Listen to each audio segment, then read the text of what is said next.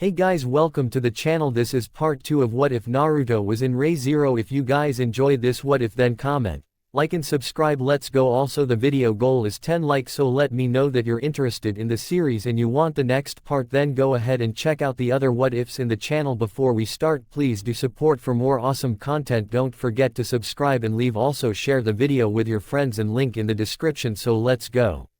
What the fuck? Naruto shocked as he checked his body to see if he had the injuries. He can feel his heartbeat in the chest. He seemed completely fine, but what's going on?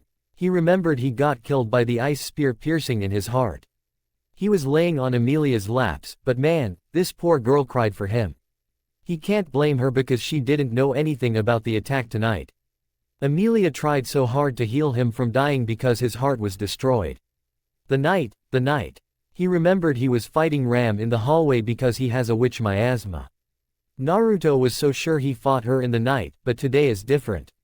The time is morning as he looked through the window. Yeah, it's morning now when he woke up from the dream. Was this a dream? Maybe it is, but he felt real. What's going on? I thought I was dead.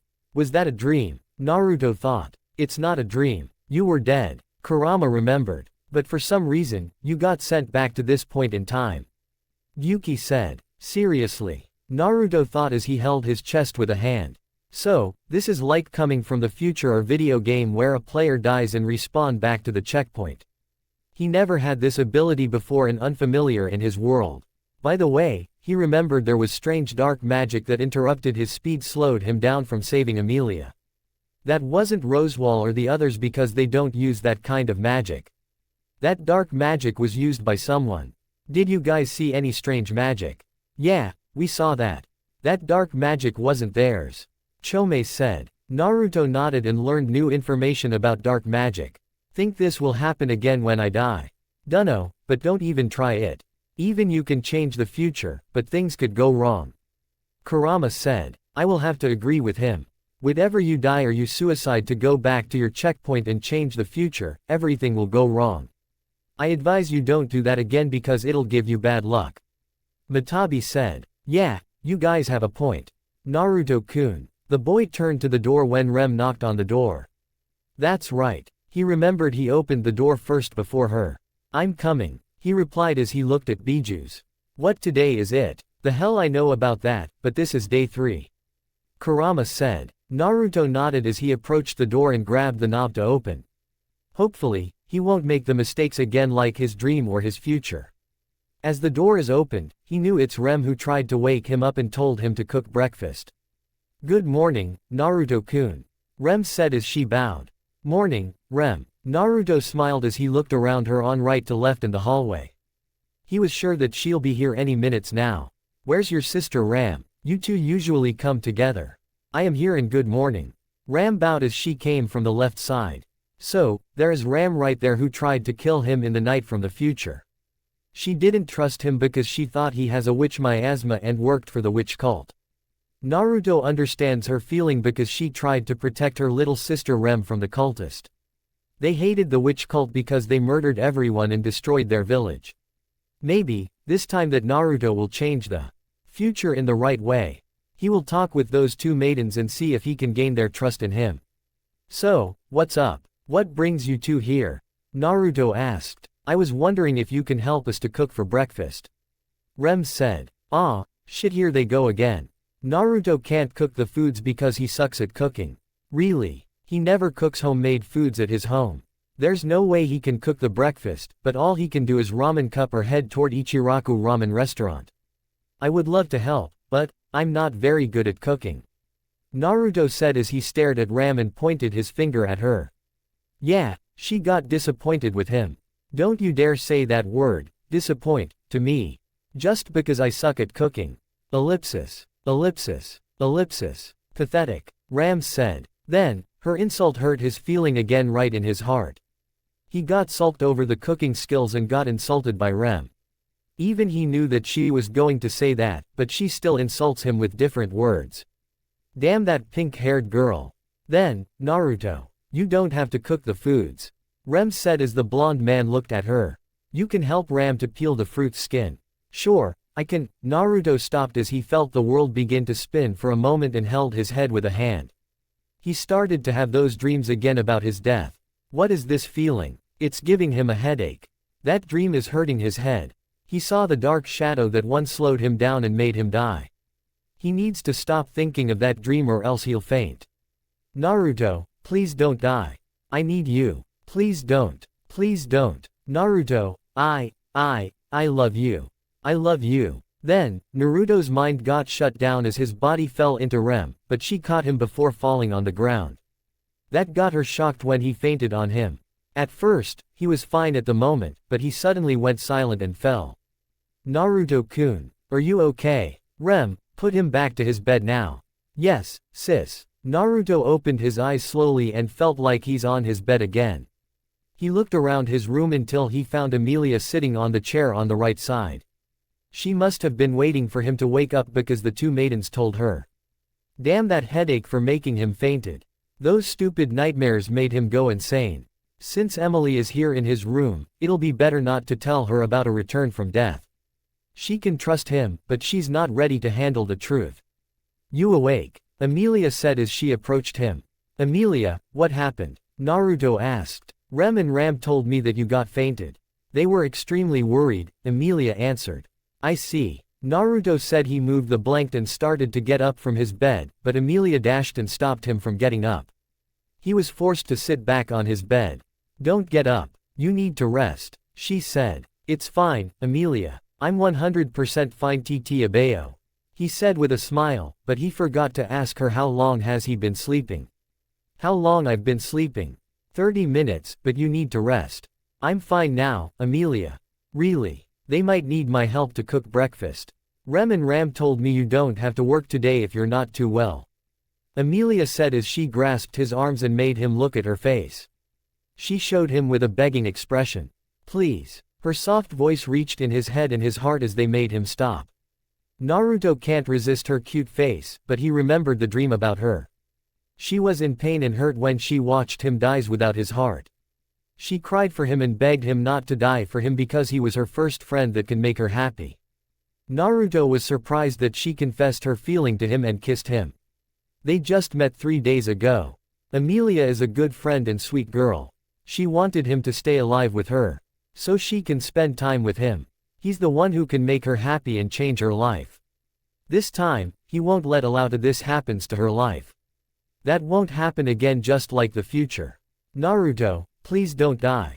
I need you. Please don't. Please don't. Naruto, I love you. Naruto closed his eyes in seconds and remembered her feelings. He sighed in defeated as he sat back on his bed, but he's not lying down. Okay, Emilia, he said, causing her to smile. It's great to see Emilia's smile again because he wanted to see her smile. He didn't want to see her being a sad girl. The silver-haired girl sat back on her seat and smiled at him that he listened to her and decided to sit back. How was your feeling? Are you okay? She asked. I feel better now, Emilia. He said. It feels nice to have someone worry like this.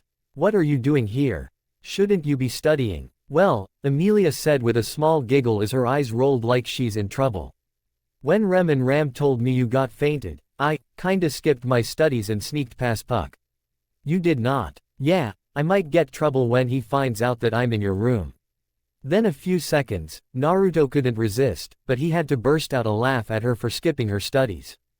Damn, this girl is just like his younger self who skips classes and pranks his teacher. That brought him an old memory. Laughing at Emilia, she started to get embarrassed and gave him a cute pout. It's not like she wanted to skip, but it's just she is worried about Naruto. This is my first time to skip my study. I've never been into big trouble before, so stop laughing at me. She said. Sorry. It was just that I'm surprised you skipped study without telling Puck. He stopped as he looked at Emilia with a charming smile. I won't judge you, but I'm happy that you're here for me. The silver-haired girl got blushed by his charming smile. This boy knows how to make a handsome smile. It's rude that he made fun of her. Though, it was nice words from him because no one ever says those words to her. Naruto is the kindest human she ever has. But, there's something wrong with him. The two maidens told her that he fainted because he had a headache. A bad headache, it worried her about Naruto. Naruto, are you okay? She asked in concern. I'm fine, Naruto said as he stood up from the bed and gave a quick exercise. He grabbed his clothes and wore them, but he didn't need to bring a jacket with him. Hey, Emilia, do you think of me as a nuisance? No way. There's no way I could possibly think of you as a nuisance, or anything like that. I know you wouldn't do anything bad. You're the person who saved my life, Naruto. Emilia yelled as she approached him and grabbed his hand. Then, she realized she yelled at him and held his hand. She was going to apologize to him, but she got shocked as his hand held hers back. She looked at him and he showed a smile to her. Thank you, Emilia, he said. Your beautiful voice and your words make my heart warm. Really? Emilia asked with a blush, but she shook her head to control herself and smiled at him. You're welcome. I'm sorry for being late, girls. Naruto said as he peeled the apples in the kitchen with Rem and Ram. He wouldn't call this late because he has been sleeping for 30 minutes. It's time to change the future for once because he agreed with Bijou's not to die again. Changing the future and return from death will give him bad luck. So, he's going to have to be serious for fighting the enemies. Whoever gives him that ability, he needs to know why. I'm glad you're okay, Rem said as she stared at Naruto's hair that bothers her. There was nothing wrong with his hair, but she knows something wasn't right about his hair. Ram stopped what she's doing and looked at her sister that's staring at Naruto. Her eyes seemed to look at his hair. Naruto, your unsightly appearance stands out. Especially your hair. It's very unrefined, she said. Huh, my hair. Naruto finished peeling apples as he looked at his hair. He knew Rem is staring at his hair, but he had to play along with his plan. There's nothing with my hair. Nobody complains about my hair. I see. Rem is staring at you because your hair has bothered her, Ram said as she looked at Rem. Am I right? Yes, sis, she answered. Really? Does that mean you're going to comb my hair? Naruto asked. Yes, I'm going to comb your hair after we finish breakfast. Rem said. Yep, Naruto is going to let Rem to comb his hair after they eat breakfast. Maybe, it's a good idea to do that. However, he's always wanted to talk with Ram because he hasn't chat with her before. He could use the clone to have a chat with her before tonight because she's going to kill him. Hey, Ram. Yes, I was wondering if you can teach me how to read and write. I thought you know, Ram asked. Well, in my village, we read and write a different language. Naruto said. That was from the beginning where he first appeared here. When he first appeared, he explored the market and saw weird languages. It's not like his languages. He didn't understand the weird languages, but at least he understood what people were saying. I see. Yes, I can teach you how to read and write after Rem combs your hair. Ram said. Are you ready? Rem asked with a comb in her hand. Naruto sat on the grass and waited for her to comb his hair. I'm ready, he said. Rem lied down on her knees and placed her on his spiky hair to stroke it gently. Her eyes widened in shock at his hair, how soft it is. She was wrong about his hair because she thought it'll be poking. Comparing his to Ram's hair, his hair is softer than hers. It felt nice and soft from his hair. She can't complain about that. Your hair is soft, she admitted as she brushed his hair with a comb. My hair is always soft, Naruto said with a smile, not looking at her while she's combing his hair. Damn, when she stroked his hair, her hands are so soft and nice. It's almost like he's ready to go to heaven. Naruto-kun. Yeah, about yesterday, how did you know I was upset? The same question, just like they talked in the bathroom. Naruto will do the same thing like that. Your emotion, Rem. Not only I found your upset emotion, but I also found your anger and hate in deep inside of you. He said. My anger. My hate. She shocked. This man, how did he know about this? For sure, nobody tells him about her past and her emotions, but she felt like someone told him. She knows her sister wouldn't tell him about their past because they kept their secret. He maybe doesn't know about them, but the two words, anger and hate, made her think that he knows everything about her. This man seems to work for witch cult because he has the smell of witch. However, he doesn't seem to be one of them. Yeah, your anger and your hate, Naruto said with a bit smile as he remembered his past. Somehow your feelings remind of me because I had them before. That was a long time ago. Those words stopped Rem from combing her hair as she went in front of him and sat down. What happened? She asked as she started to get interesting his story. Out of love, sacrifice is born, hate is born, and we are able to know pain. Yes, no pain. Naruto remembered that memory. That was a battle between him and pain in the destroyed village. He got so angry and unleashed Kyuubi chakra when he saw his friend gets killed by him. However, the anger and hate won't give a victory. It won't bring everyone back. Well, I can't tell you because it was so horrible, but I can tell you some parts of it. There was a guy who I hated him so much. He destroyed everything in my life. Naruto said. I got so angry at him when he killed my friend as she tried to save my life. I lost my control and hated him so much. I wanted to kill him, but using hate and anger, it won't bring everyone back. It won't bring everyone back. Rem wondered as she had a flashback about the past. The witch cult killed everyone in her village and hurt her sister. That got her so angry and hate them so much. Naruto nodded as he continued to tell her his story. Yeah, those kinds of feelings won't bring them back. You will hurt everyone's feeling that is close to you. For example, like your sister. You two are close and protected each other. My sister. What do you mean? Let's put that in there and make it like mine. You used the feeling of anger to fight the enemy that you hate. You got angry and hate him because he almost killed your sister.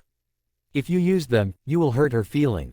Do you get it? Yes, I see. The anger and hate won't bring everyone back. She started to realize that Naruto is almost like her. The feelings of anger and hate will hurt Ram's feeling that is sister and close to her. If she uses them to kill the witch cult, she will hurt her feeling.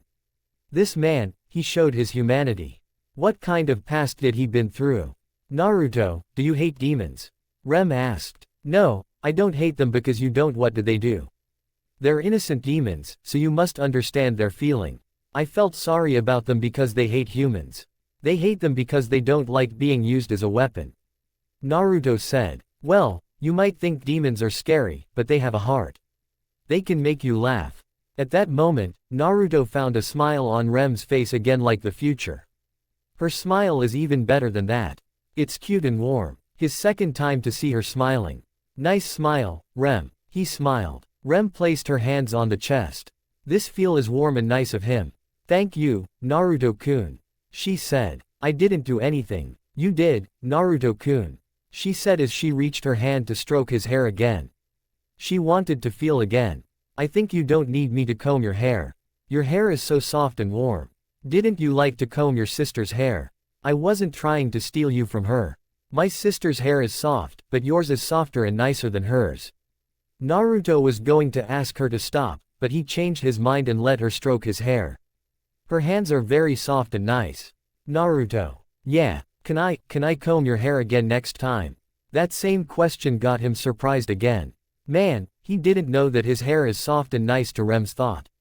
Usually, nobody combs his hair before because he doesn't comb his hair on his own. However, he kinda wants Rem to comb his hair again. Sure, Rem, I don't mind. He smiled. Thank you, Rem said as she still smiled at him. And, Naruto. What's up? Can you come shopping with me tomorrow?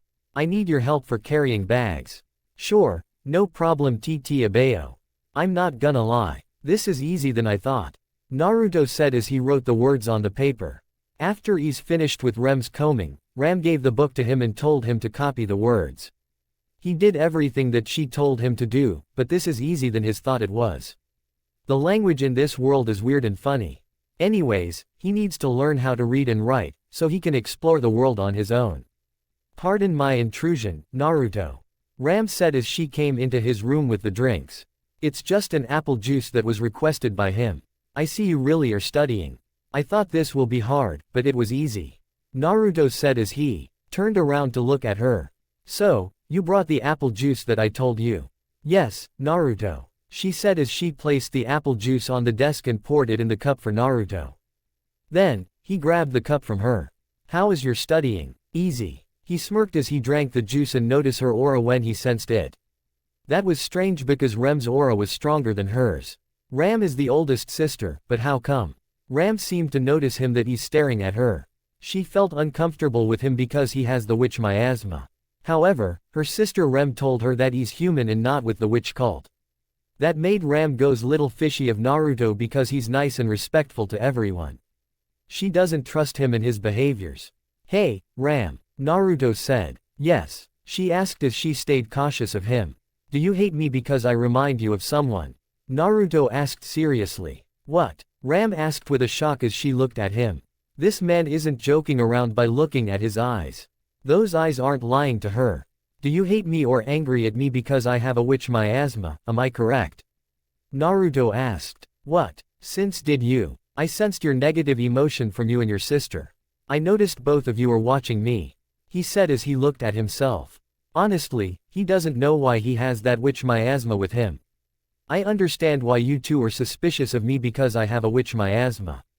I can feel your anger, Ram. You maybe think I'm with witch cult, but I'm not your enemy and have nothing to do with them. Ram was shocked that Naruto told her he has the witch miasma. He isn't lying to her. He's telling her the truth about himself. I never do anything to Rem because she's your sister. You two are close sisters together because you girls' bond is strong. Naruto said with a bit smile as he bowed to her. I'm sorry. Naruto, you don't have to apologize to me. I'm the one who should be apologizing to you. Ram said. This is her first time to see him bows her and she realized she's saying it was fault herself. It's our fault. Ram, do you trust me? He asked. That was a hard part when he asked her. Ram doesn't know what to say to him because he told her the truth. What should she know? Naruto isn't one of the witches because he showed his kindness to Emilia and Rem. He saved Emilia's life from the assassin witches, that counts. Maybe, she can give him a chance. Yes, Naruto. I trust you and I forgive you.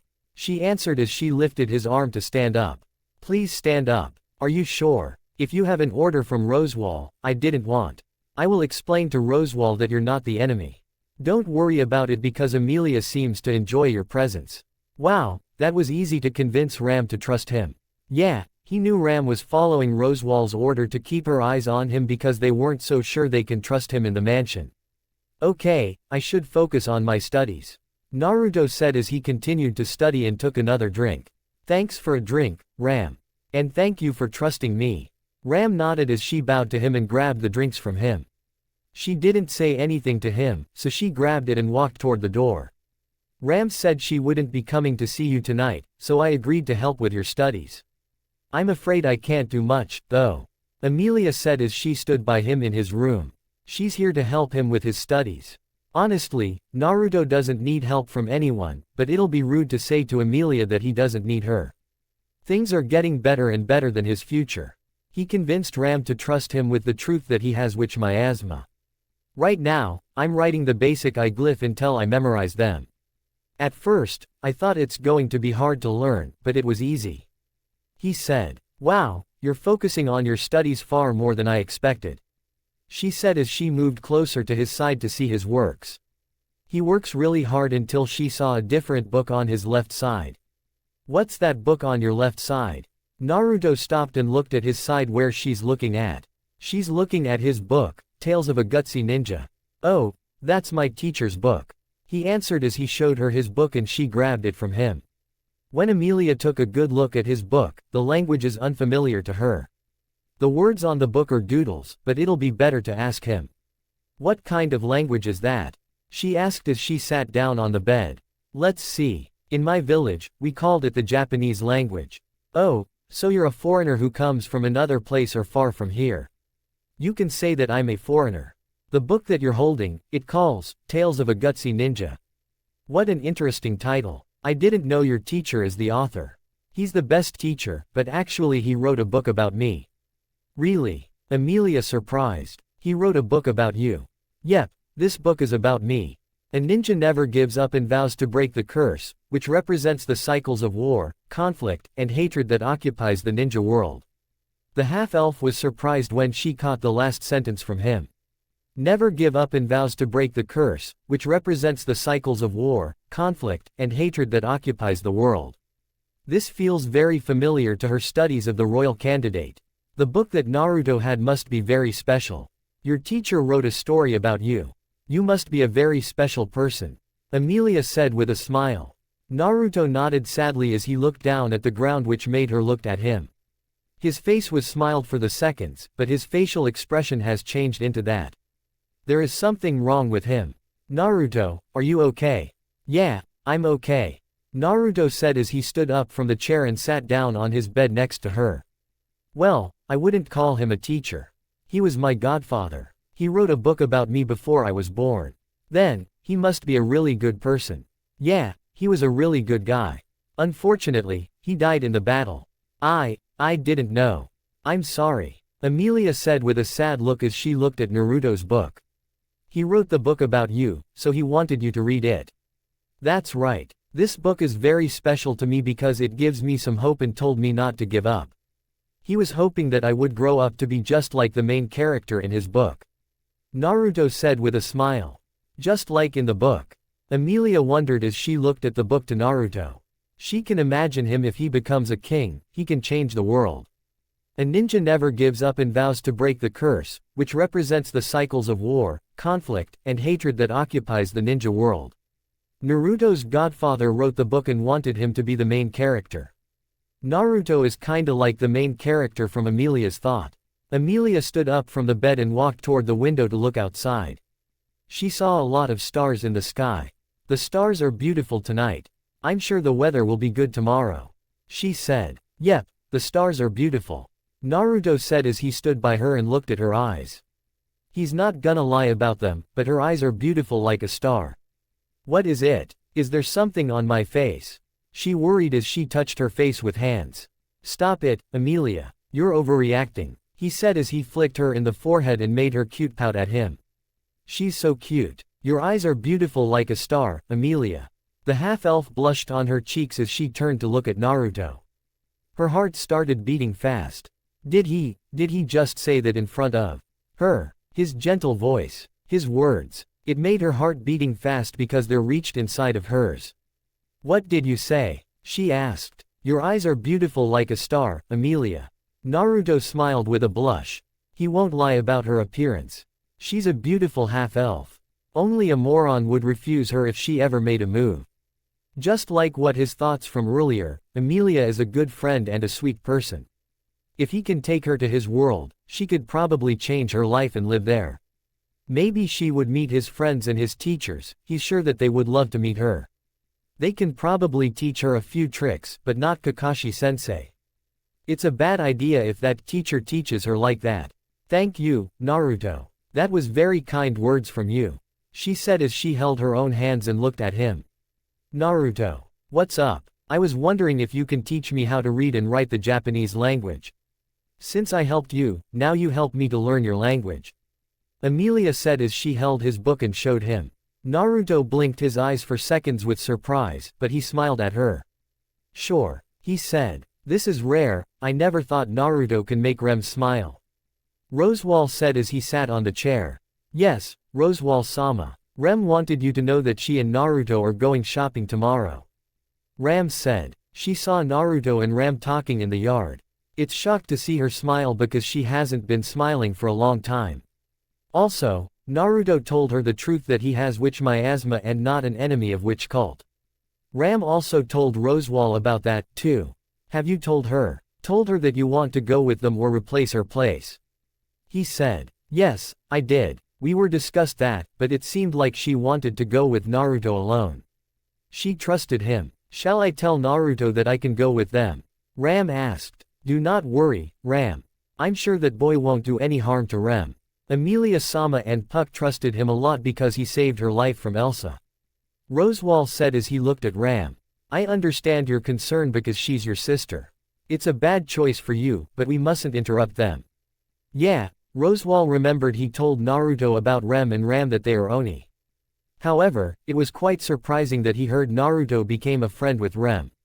She usually doesn't like the stranger with witch scent. Maybe Naruto wasn't one of them at all. Ram, what did you think of him? Rosewall asked. In terms of abilities, he's a great helper to us. He did everything that we told him to him. Ram answered. Honestly, she almost spoke to him that Naruto can be trusted with Rem going out for shopping. I see. Ram, you may leave the room. As your wish, Rosewall-sama. Ram said with a bow as she turned away and left him alone. After he watched her leave his office, he looked out the window and smirked. The boy isn't a knight and a new traveler. Took a moment of his eyes, they're strong and sharp like he had been through war experience before. It could be possible that Naruto is stronger than the knights. Interesting that Naruto defeated Elsa Granhired, the vampire and bull hunter, because she's former of assassin organization.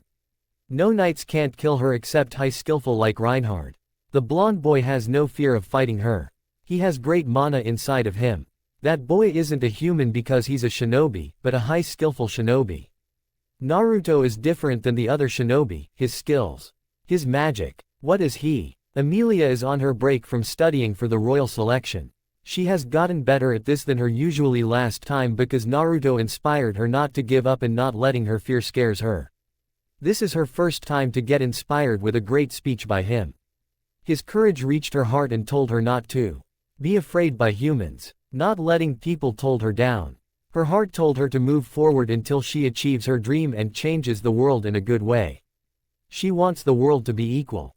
Naruto, he's a special person and kind-hearted. He's so nice to her when she revealed to him that she's a half-elf. The humans hated her because they think she's a witch of frost and Satella. After she told him what she was, he didn't care about her appearance and not afraid of her. The half-elf doesn't know how to describe him. It was just that he's too nice and a perfect guy who can be her future husband. Her cheeks grew red as she held her cheeks with hands and shook her head. She jumped up from her chair. Oh my gosh, have I lost my mind?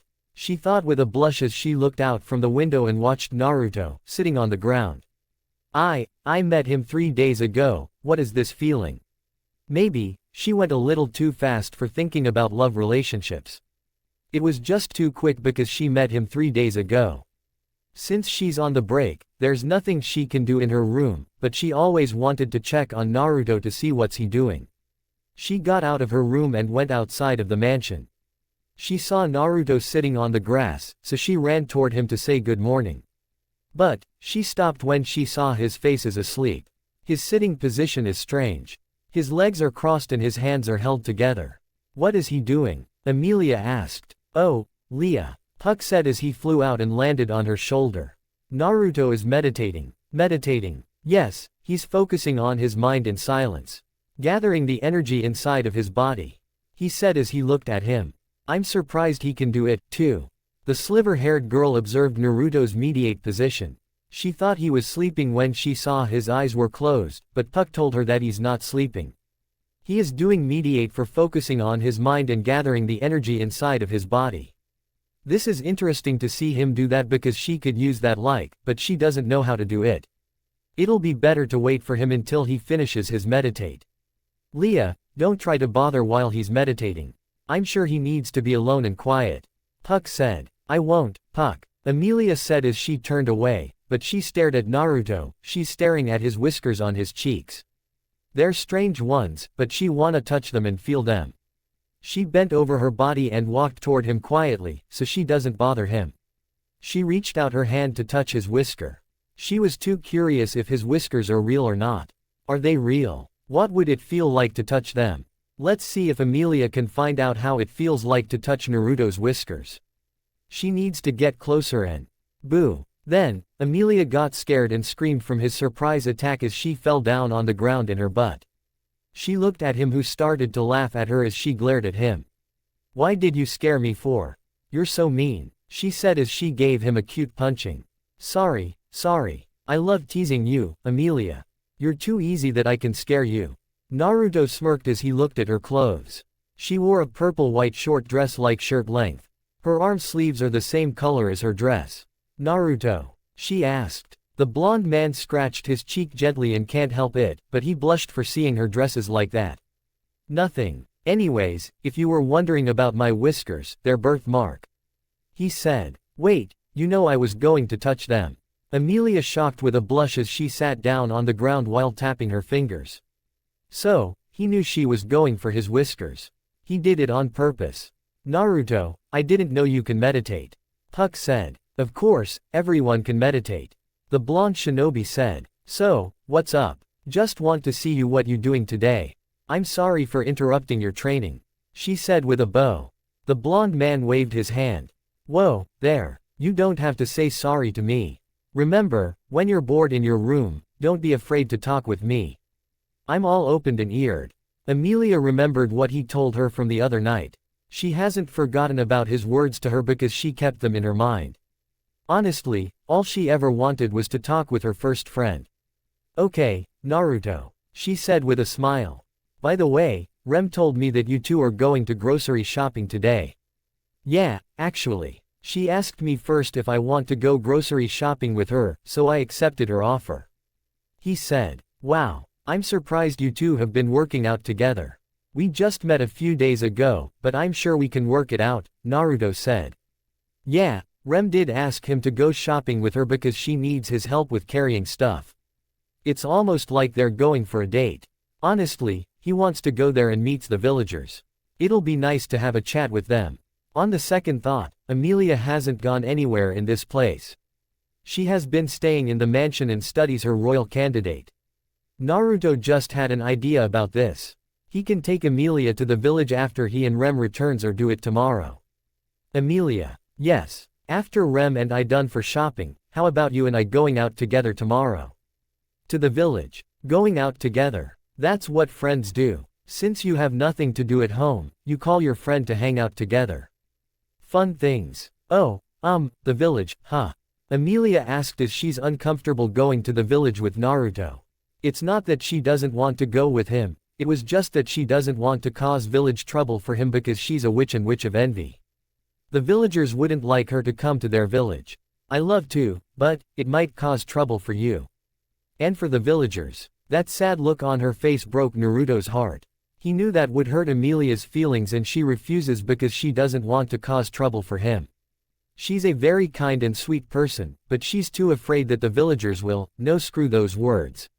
Emilia needs to go out with him because she always been alone in her room with no friends. He won't give up on her until he can see her happy. He wants her to have fun and spend time with him what friends do. Emilia, no matter what people think of you, no matter what anyone says about you, no matter what you think of yourself, I will always stay right beside you. Naruto said as he took her hand gently and grabbed her pinky finger with his. Then, let's make a promise. If they say bad things about you, I won't let their hatred get into your mind and your heart. Emilia was surprised when he grabbed her pinky finger and made a promise for her. The word, hatred, he won't let them get in her mind and her heart. A promise. Yeah, I will take their hatred for you and break that curse.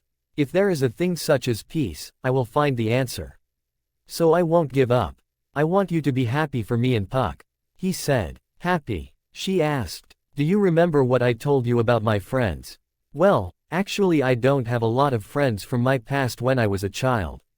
I didn't make any friends, but until I grow up, I found them.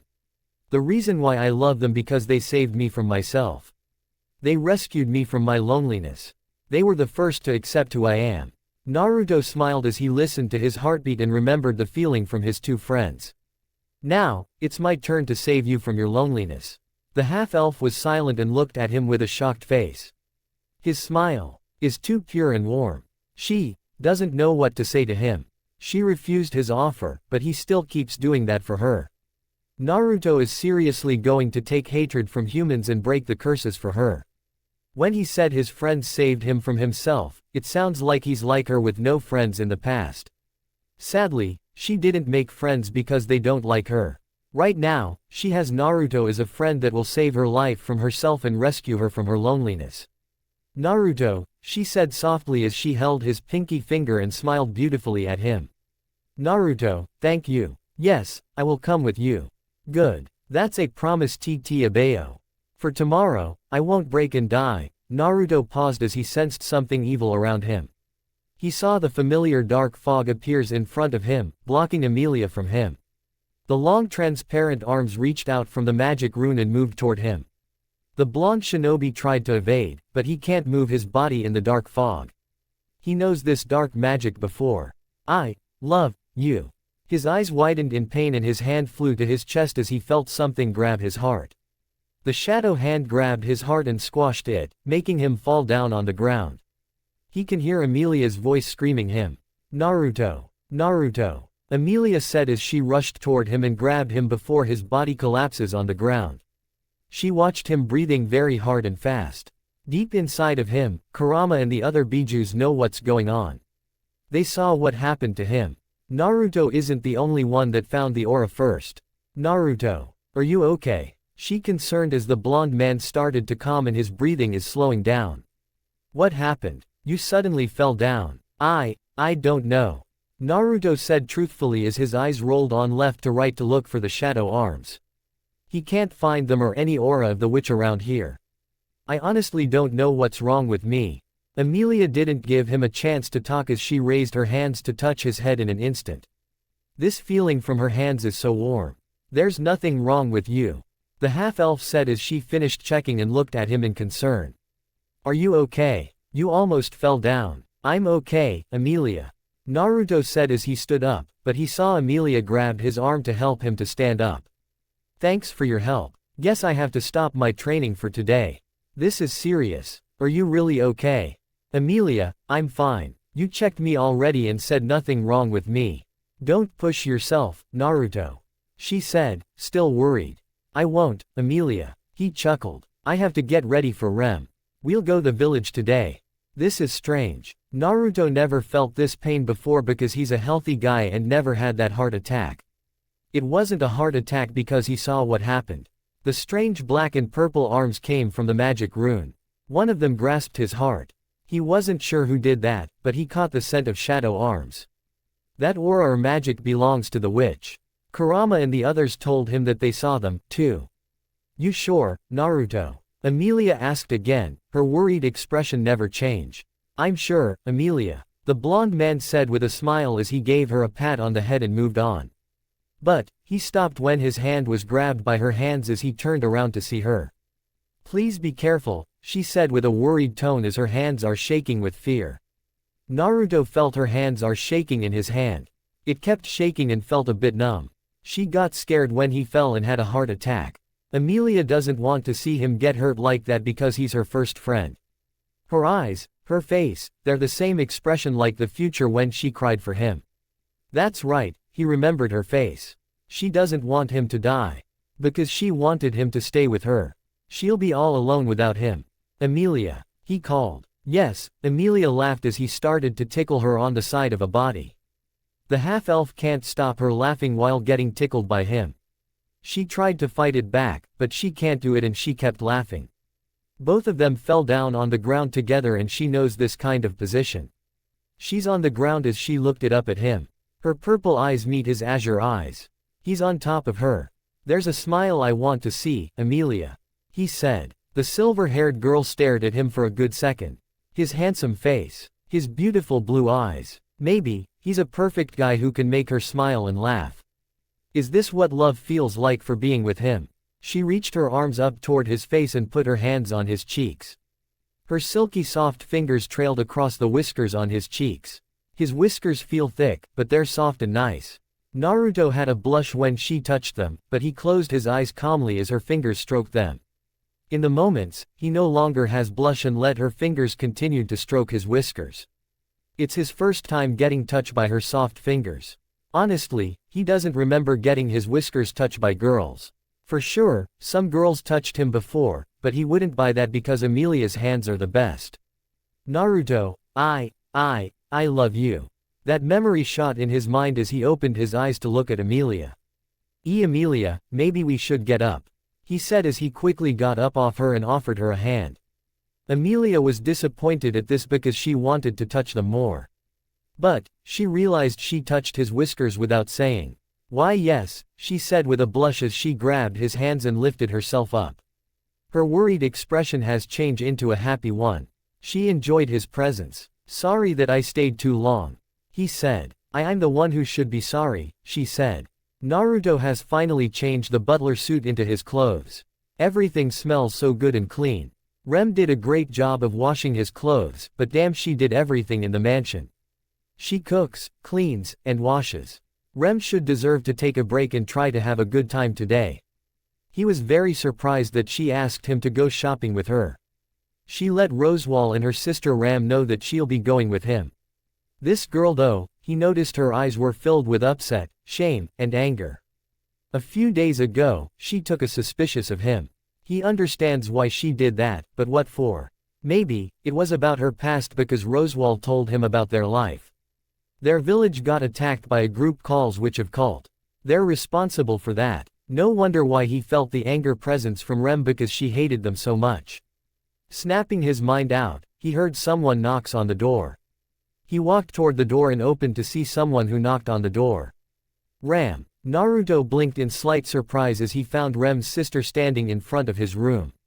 Naruto, I heard you and Rem are going to the village together.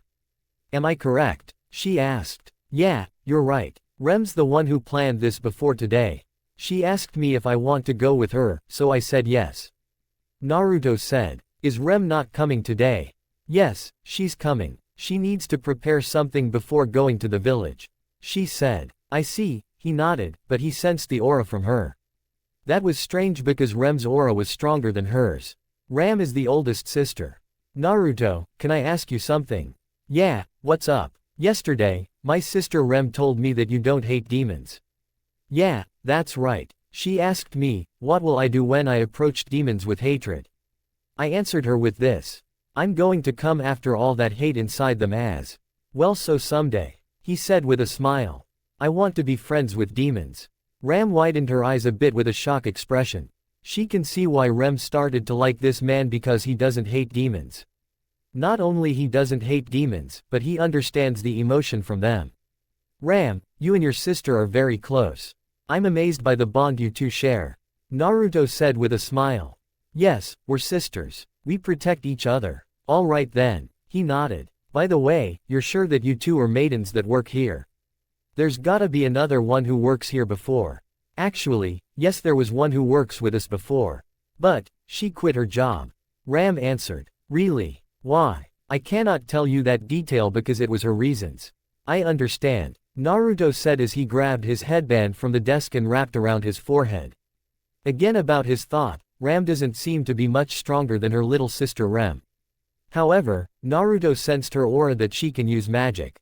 That was weird because those two are sisters and supposedly born with one horn on each of them.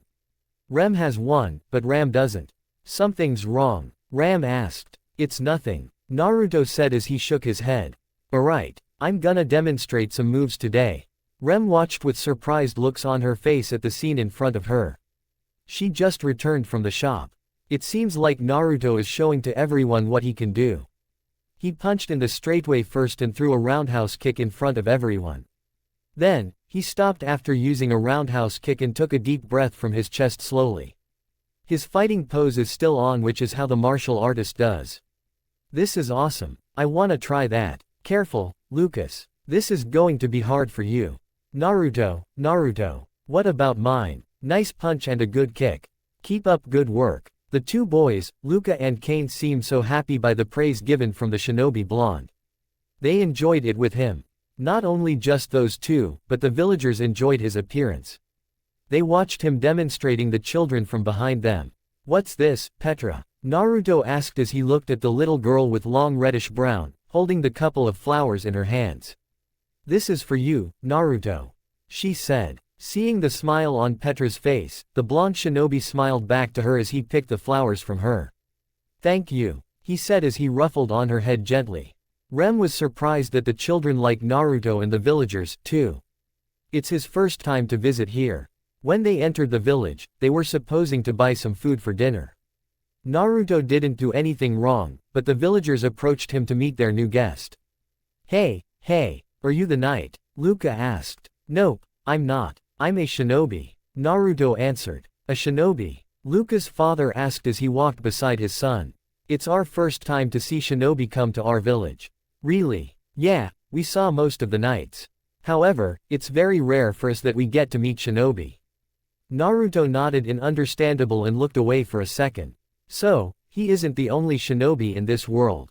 Well, they're not like his version because he came from another world. That's interesting, so he was wondered that he can meet the other shinobi.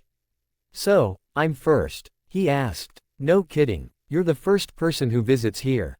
Luca's father said as he looked at the children.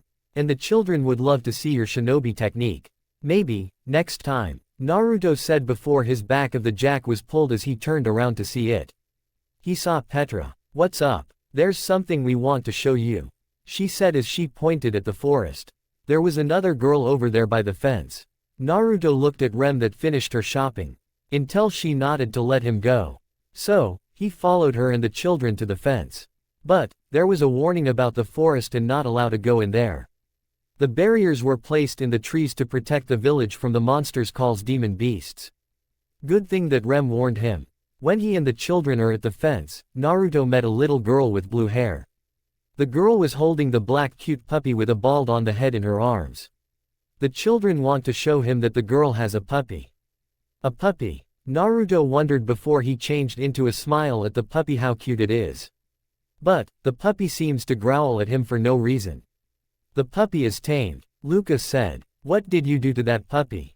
I didn't do anything, Naruto said as his eyes twitched and looked at the puppy. He noticed there was a bald spot on the head. Hey, you have a bald spot on your head. He started to reach for the puppy's head to touch it, but its bite on his hand. His eyes are narrowed in pain as he swiped his hand away from the puppy. Damn, that bite is hurt like hell. That puppy's teeth are as sharp as the bulldog's teeth. The children are laughing at him except Petra that got worried about him. A sweet girl ran to approach him and check his hand after he got a bite from the puppy. Are you okay, Naruto? I'm so sorry. She worried. It's okay, Petra. A puppy can be overprotective of the owner. The blonde man smiled as he ruffled her head gently and made her smile. He looked at his left hand, but damn. His hand is bleeding a lot. Then, Naruto looked at the damn puppy that bit his hand. It is still growling at him, but why? He didn't do anything to that animal, but at that moment, his eyes have changed. They're glaring at the puppy with anger and seriousness because he started to know something. And that girl with blue hair seems very suspicious to him. Why does he look so serious about them? What are they? For some reasons why because he felt negative emotion from Naruto-kun, are you okay? That voice snapped his mind out as he looked at blue-haired maiden who called him. Why yeah, I'm okay. He said. Your hand, Rem said as she looked at his left hand with blood. Oh no, I'm fine Tt Abayo. He said, waving his right hand to her. Of course, his left hand can heal itself because Kurama is inside of him. Also, it's fast healing. We should go home now. I'm done shopping, she said. Naruto nodded as he turned around to the children and delivered them a waving hand to say goodbye. It's nice to meet the children and villagers because they are nice people. But, they don't like Emilia because she's a half-elf and witch of frost which he doesn't like. Hopefully, someday, he can change their mind and show their respect to her. You were quite popular with them. Rem said. For some reason, kids have always liked me. Naruto said as he looked at the barrel that Rem holding. Let me help you. That's not necessary, Naruto-kun. I can handle it on my own. Rem said. Come on, I've been helping a lot of people. Naruto said as he lifted the barrel upon his shoulder.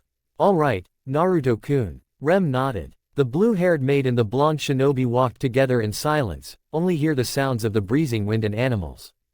Coming to the village from the mansion wasn't too far, it took them around 20 or 30 minutes by foot. What's this feeling? I feel danger, Naruto thought as he glanced back to the village. The puppy, the girl, both of them got him very suspicious of them. Was it just his imagination? He looked at the bite mark on his left hand, but it already healed. There's something strange about the bite mark from the puppy. He can feel unfamiliar aura on his hand. Do you guys sense something? He thought as he looked at Biju's. Yeah, we sensed something from your left hand. Kurama said. Do that when you two get the mansion first. Matabi said. Naruto-kun, thank you for helping me. Rem said as two of them have arrived mansion. It's no big deal. If you need helps, let me know. I'm always open, Naruto said before he saw Rosewall dressing in a black tuxedo. Rosewall, you're going somewhere. Just for a while. I received a troublesome message you see. I'm going to the vicinity of Garfield's place to verify it. Either way, it feels suspicious, the clown said. I don't think I'll able to return tonight. Ram, I'll leave things to you. Naruto blinked his eyes with surprise at Rosewall's dress and leaving the mansion. He didn't leave the mansion from the future, but right now, he's leaving. Did the future mess up? Or was it just his imagination? I'll also be counting on you, Naruto-kun. Rosewall said as he walked past him and patted on his shoulder. Take good care of Emilia-sama. Sure, no problem, Naruto said with a smile. Good. the clown said as he started to fly up into the air. Then, look after things while I'm away. The three watched Roswaal flies away from here to the place where he's supposed to meet him. After he left, Rem and Ram walked back inside the mansion. But, they stopped and noticed Naruto stills outside. Naruto-kun, are you coming? The blue-haired girl asked. Yeah, I'm coming, Naruto replied as he went inside the mansion while carrying the barrel. What interesting magic that Roswaal had. So, where do you want me to put? I want you to put it in the kitchen. Can you help us to cook dinner, Naruto? Ram asked. Sure, no problem TT Abayo. Naruto said as he still carried the barrel and brought it to the kitchen. He placed it on the ground, but he looked at his left hand. He stared at the bite mark from a puppy, unsure of it. He sensed an aura around his hand, but it's a bad one. A very bad one. In the village, he felt negative emotions from the puppy and the girl with blue hair. If he was correct, that girl's not here to live in the village. She probably targets someone else. Things are getting serious and he doesn't like this, but he had a plan. He left the kitchen, leaving his work without telling everyone. Except he didn't notice that Emilia found him first as she walked in the hallway and watched him leave. Naruto. The silver-haired girl wondered as she started to follow him. Following him without alert was wrong, but something isn't wrong about him. Emilia gazed at Naruto outside from hiding behind the door. She knows something wasn't right about him today when Naruto and Rem came back from the village. Her eyes are narrowed to look at him closer. Outside, Naruto closed his eyes and concentrated his chakra for his left arm. His left arm glowed in yellow chakra as he borrowed Kurama's chakra to use it. What is this? He thought as he saw the strange black cloud appeared around his left hand. The black cloud doesn't look so good to him. He didn't like it and had a bad feeling. It'll be better to tell Rem and Ram that the village is in trouble except for Emilia. She mustn't know about this because he figured it out, she's the main target. The black cloud. That must be from the puppy. Kurama said. The blonde shinobi nodded, but he glanced back when he heard a voice from behind the door. Emilia. He surprised as the girl ran toward him without any second thoughts. Naruto, why you're cursed? She said as she looked at his left hand, but why his arm is yellow? Cursed? He asked. Yes, you're cursed. Emilia yelled with a worried look as she looked over his hand with a black cloud. Hey, are you okay? Does it hurt? Wait, don't. I can rid of it. Naruto said as he stopped her before telling. Beatrice. He managed to stop her from telling and she turned around to look at him. Just watch, okay? The silver-haired girl stayed and watched him how he does. Naruto simply crushed the black cloud as he fisted and made it disappear. That was easy to break it and find out he has a curse. Now then, he should probably go back to the village and check out see what happened. Emilia was surprised that he could dispel the curse on his own without Beatrice's help. Naruto, how did you get the curse? She asked as he powered his yellow mana down. I'm impressed you detected it and broke the curse without me, Kashira. Beatrice said as she came from the back door, surprising Naruto and Emilia as they looked at her. She only looked at Naruto that broke the curse himself. The curse came from a beast called Wolgarm. They can able to cast the curse on humans. Then, the Wolgarm is, Naruto said as he realized who Puppy was. He clenched his teeth as he ran back in the mansion and Emilia followed him. He went into his room and grabbed his weapon pouch. He knew the puppy and the girl as enemies. He shouldn't have stopped them from the first place, but there was no way. How can he explains the villagers? Naruto, what are you doing? Emilia asked as she's in his room. I'm going back. The village is in trouble now. It could be too late. He said as he gathered all of weapons and turned around to Emilia. Emilia, I want you to stay here and never come outside until I come back. Warn Rem and Ram that I'll be gone. It's too dangerous for you to go alone. Emilia said as she held his hand from getting out. If the beast can cast a curse, it probably has a pack with it. I can help you. I'll be fine. Trust me. I fought the beasts in the past. He said with a smile as he patted on her head. Don't worry about me. There's no way I can lose to them TT Abayo. I promise. Then, I will send Rem to go with you. Naruto and Emilia turned around together as they saw the two maidens who stood out of a room. They must have heard everything from them or Beatrice. Ram, you know everything? The shinobi asked. Yes, Beatrice told us everything. Ram said. I know you can do this on your own, but I cannot allow you to go alone. Fine. Naruto accepted as he looked at Emilia. Since Rem is with me, we'll be back. I promise. The silver-haired closed her eyes in seconds and sighed in defeated. Okay, Naruto. I won't stop. It's probably no use telling you not to be rash or reckless, too, right? She asked. Well, I can't say I'm with both of them, but I'll try my best not to do any of them. He said. Emilia smiled at him as she closed her eyes and placed her hand on his chest where the heart was. May the blessing of the spirits be with you. She prayed. What was that mean? It's a good luck prayer. It means to come back safely. Thank you, Emilia. I will come back safely. Okay, we're here. Ram will be mad and report to Emilia for holding me. This isn't sexual harassment. I have to carry you because I can run fast. I'm afraid that you will slow me down. Naruto and Rem have arrived in the village. Instead of running together, Naruto had to carry her and used his pure speed to get there fast. It's only took them the few seconds. Rem was very amazed how fast his speed is from mansion to here. Maybe, she underestimated him and his speed. Naruto has a lot of mana. She knew he wasn't just a human because he protected Emilia and fought a vampire Elsa. He's strong and fast. She hates admitting between Naruto and Rosewall, but there could be a possible that Naruto can win against him. Naruto hasn't showed his true power yet and could defeat him on one-on-one. Hey, did something happen? His voice and snapped the blue-haired maid. From her thought, she saw everyone holding torches and searching around in the village. Yeah, several of the village children have gone missing. All the adults are looking for them. The villager said. Where could they be? Rem asked as she looked at Naruto. Do you know? Yeah, I think I know where they are. Naruto said as he looked at the long path and ran on that path. Rem, follow me. And you get everyone and follow on this path. Yes, sir. Naruto, how did you know that? Rem asked. One of the children told me to follow them and the one girl showed me the puppy. When I got bit by the puppy, I felt negative emotion from it and the girl. The girl. Yeah, the girl. She has negative emotion, too. It seems like she's not here to live with village. I think she's here to assassinate Emilia. Rem's eyes widened with shocked. That's impossible. She said. Hate to say this, but it's true. If I told her to leave the village, the villagers probably will think I'm evil for attacking the child. I see. The two have stopped when they're here at the fence where the children were.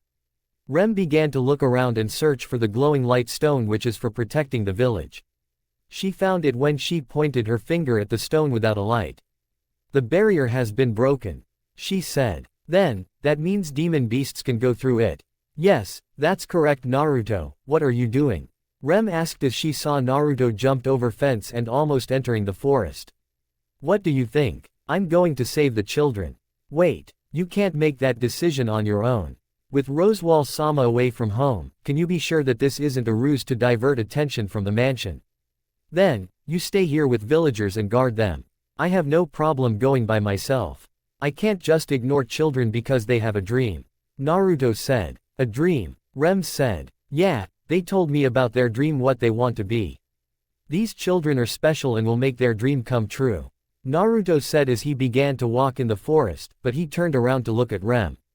Those who break the rules are scum, but those who abandon their friends are worse than scum.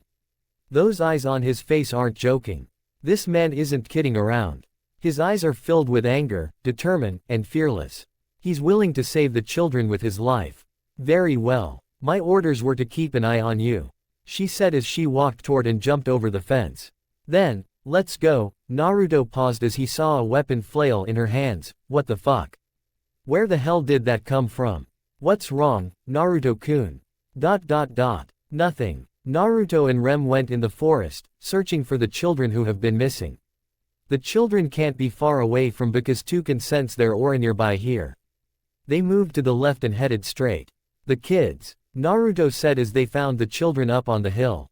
When they got up of the hill, the children are fine, but they're not feeling too good. The children have a bite mark on their legs, arms, and shoulders. They all have the curse from the demon beast. I can't dispel curse, however, I can cast a healing spell to comfort. Rem shocked as she watched Naruto doing some of strange magic she ever seen. His right arm is glow yellow and his back, too. He held one of children's arm to lift the curse up, Surprising, he got the curse out and crushed it with his hand. The multiple of yellow glowing arms seemed to come from his back and they reached out for other children. They broke the curse easily like he had no problem with it. The curses are all gone from them. Naruto dispelled the curse for them. Rem was shocked at his magic for dispelling the curses for children. Those yellow glowing arms are almost identical to witches, but they're different. They're not like them. She felt the warm feeling from them in Naruto's mana. What is he? What kind of magic is that? Naruto, what kind of magic is that? She asked. I'll explain later after we rescue those children, Naruto said before he heard Lucas's voice as he looked down at him. Lucas. Petra still, in the. Then, the blonde shinobi widened his eyes with shock and remembered Petra. No, Petra, he said as he's going to find her, but he was stopped by Rem. Please be careful, she said. Right, I'm coming, Petra, I'm coming, Naruto said as he ran in the deep forest. He followed Petra's aura and she shouldn't be too far from him. So, a girl with blue hair took Petra in the deeper forest and forced anyone to rescue her. He knows it's a trap, but he's still's going in and want to save Petra no matter what. He never abandoned the people. Good thing that Rem stayed with the children because the villagers are on their way to save the children. Rem warned him if he goes deeper, he'll be lost in here. However, that's no problem for him because he can go back by following Rem's aura and come back to the village. The shinobi already unsheathed the kunai in his hand, just in case if the demon beasts attack him. You know you couldn't have killed her and puppy from the first place. Kurama said. I'm not like that, Kurama. If I killed her, they will hate me for that. So, the puppy can cast the curse, but I don't buy that isn't just a puny. Be ready for it. Naruto nodded until he reached his destination and stopped behind the bushes to hide it. He found Petra lying on the ground by the log. He didn't detect any demon beasts, but he can feel they're waiting for him. So, he walked out of the bushes and stayed cautious of ambush attacks. As he approached Petra, he had to check her if she has a bite mark on him, and yes, she has. Before he was going to dispel the curse, but he heard a growling noise from behind him as he glanced back. He found a demon beast. The demon beast has black fur, a salivating mouth with razor-sharp teeth, red eyes, and looks like a wolf. That beast must be Wolgarm who cast the curse to people. That dog doesn't seem to be a tough one. Naruto gripped the kunai before Wolgarm started to charge him. His eyes were tightened with serious as he grabbed the body and slammed it into the thick branch on his left. Then, he finished the wolf off by stabbing in its brain. But, this isn't over yet because there's another one suddenly attacks him from behind. The blonde shinobi turned around and threw the kunai at the chest. He delivered a roundhouse kick to the head. This situation isn't a good place for him to stay because Petra is still here. He grabbed her body up, getting out of here before more will come, but it was too late. A pack of Wolgarm came from the forest, growling at the boy with hungry eyes. Naruto can take all of them down, but he doesn't have much time because of Petra's curse. In that case, he summoned the clones to assist him to fight the wolves. They can buy him more time for his escape and head back to the village. The battle has already started. Go, boss. We handled this, the clones said as he and the others attacked them. The real Naruto nodded as he began to retreat to the village while the clones fighting for him.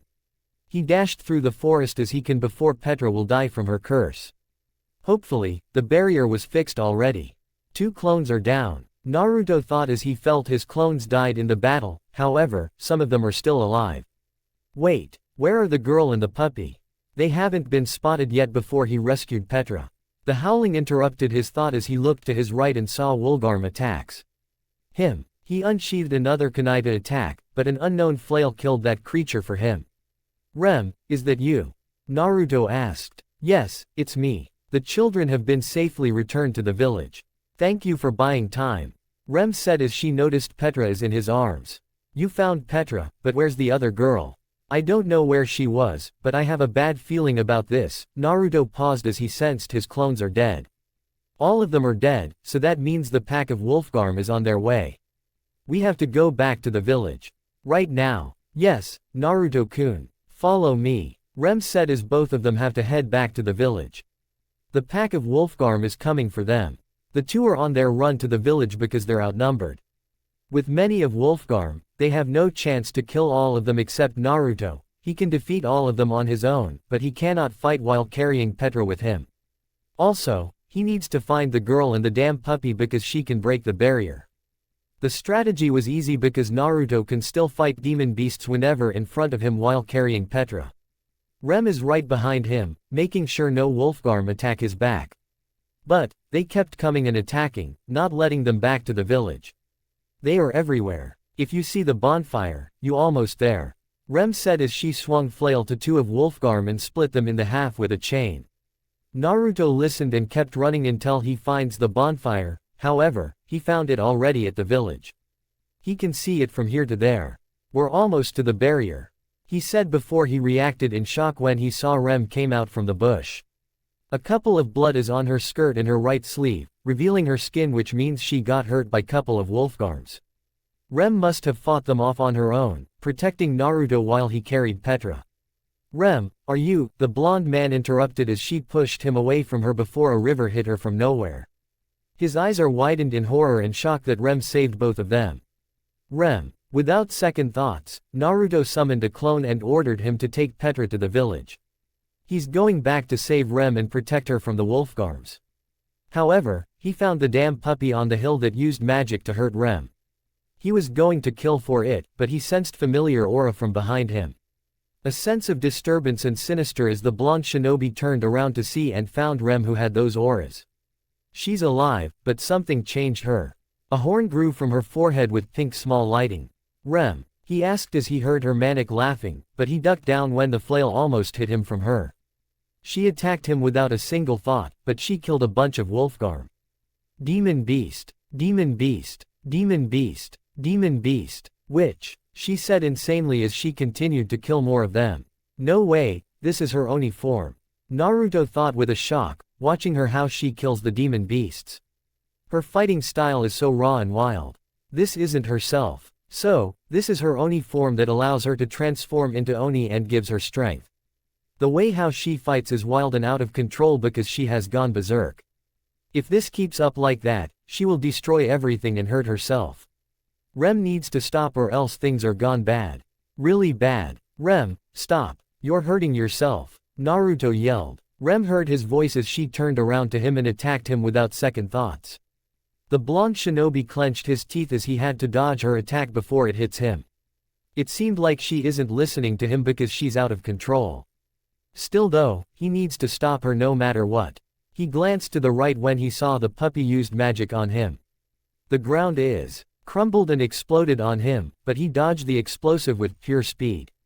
He then slashed the group of Wolfgram one by one first, so it'll be him and Rem without getting interrupted. When Naruto killed the last one, he went back to fight Rem in Berserker mode or Oni mode. What can he do to stop her? All he can do is dodging her attacks without hurting her, but there has to be another way to stop her. Naruto, try to hit her horn. If you hit her horn, it will bring her back to normal. Chome said. Will that work? Trust me. Naruto doesn't want to hurt Rem's horn, but he had no choice to try it.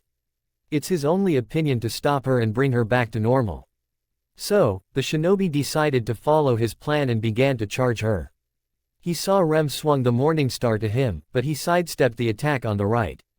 However, the spiky ball scratched his jacket off a little. He saw the chain throws out at him, so he grabbed on it and pulled to force Rem comes toward him. But, she let go of her weapon and Naruto threw the weapon away from her. Rem rushed in front of him and tried to punch Blonde, but he dodged her attack. He grabbed her fist and reached his fist toward her horn. Hopefully, that would make her back to normal. Forgive me, Rem. Rem felt something warm in her body and being carried by someone. She slowly opened her blue eyes and reacted with shock when she saw what carried her. It's Naruto who carried her body, hiding behind the bushes and tree. Naruto-kun, she said softly as the shinobi looked down at her with a smile. You're awake, Rem, he said as he brushed her hair aside, checking to see if she has a scar underneath. Her horn is gone and she's back on control. Good, you're all right. The blue-haired maiden blinked her eyes at him and got blush when he did that. But, she looked at his body. His clothes were damaged and ripped, showing his skin. Hey, are you okay? She asked nervously as she remembered she attacked him when she went in Oni mode. I'm okay, Rem. Naruto smiled. Why didn't you just leave alone? For you to show up makes it all pointless. I have to do it by myself.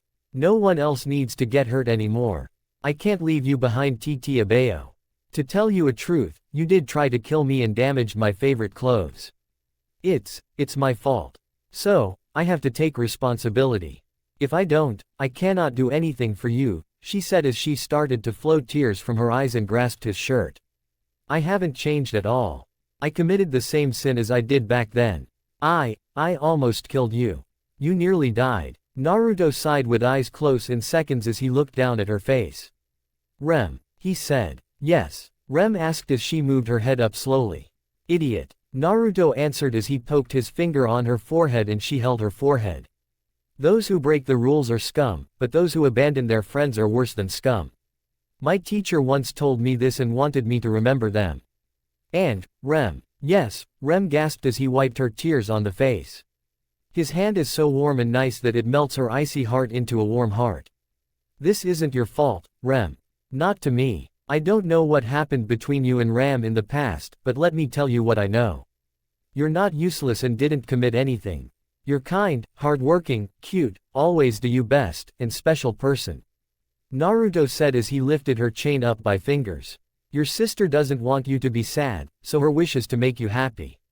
So get those stupid thoughts out of your head and stop blaming yourself. Rem, I care about you and I won't leave you behind. No matter what, I'll save you from your darkness.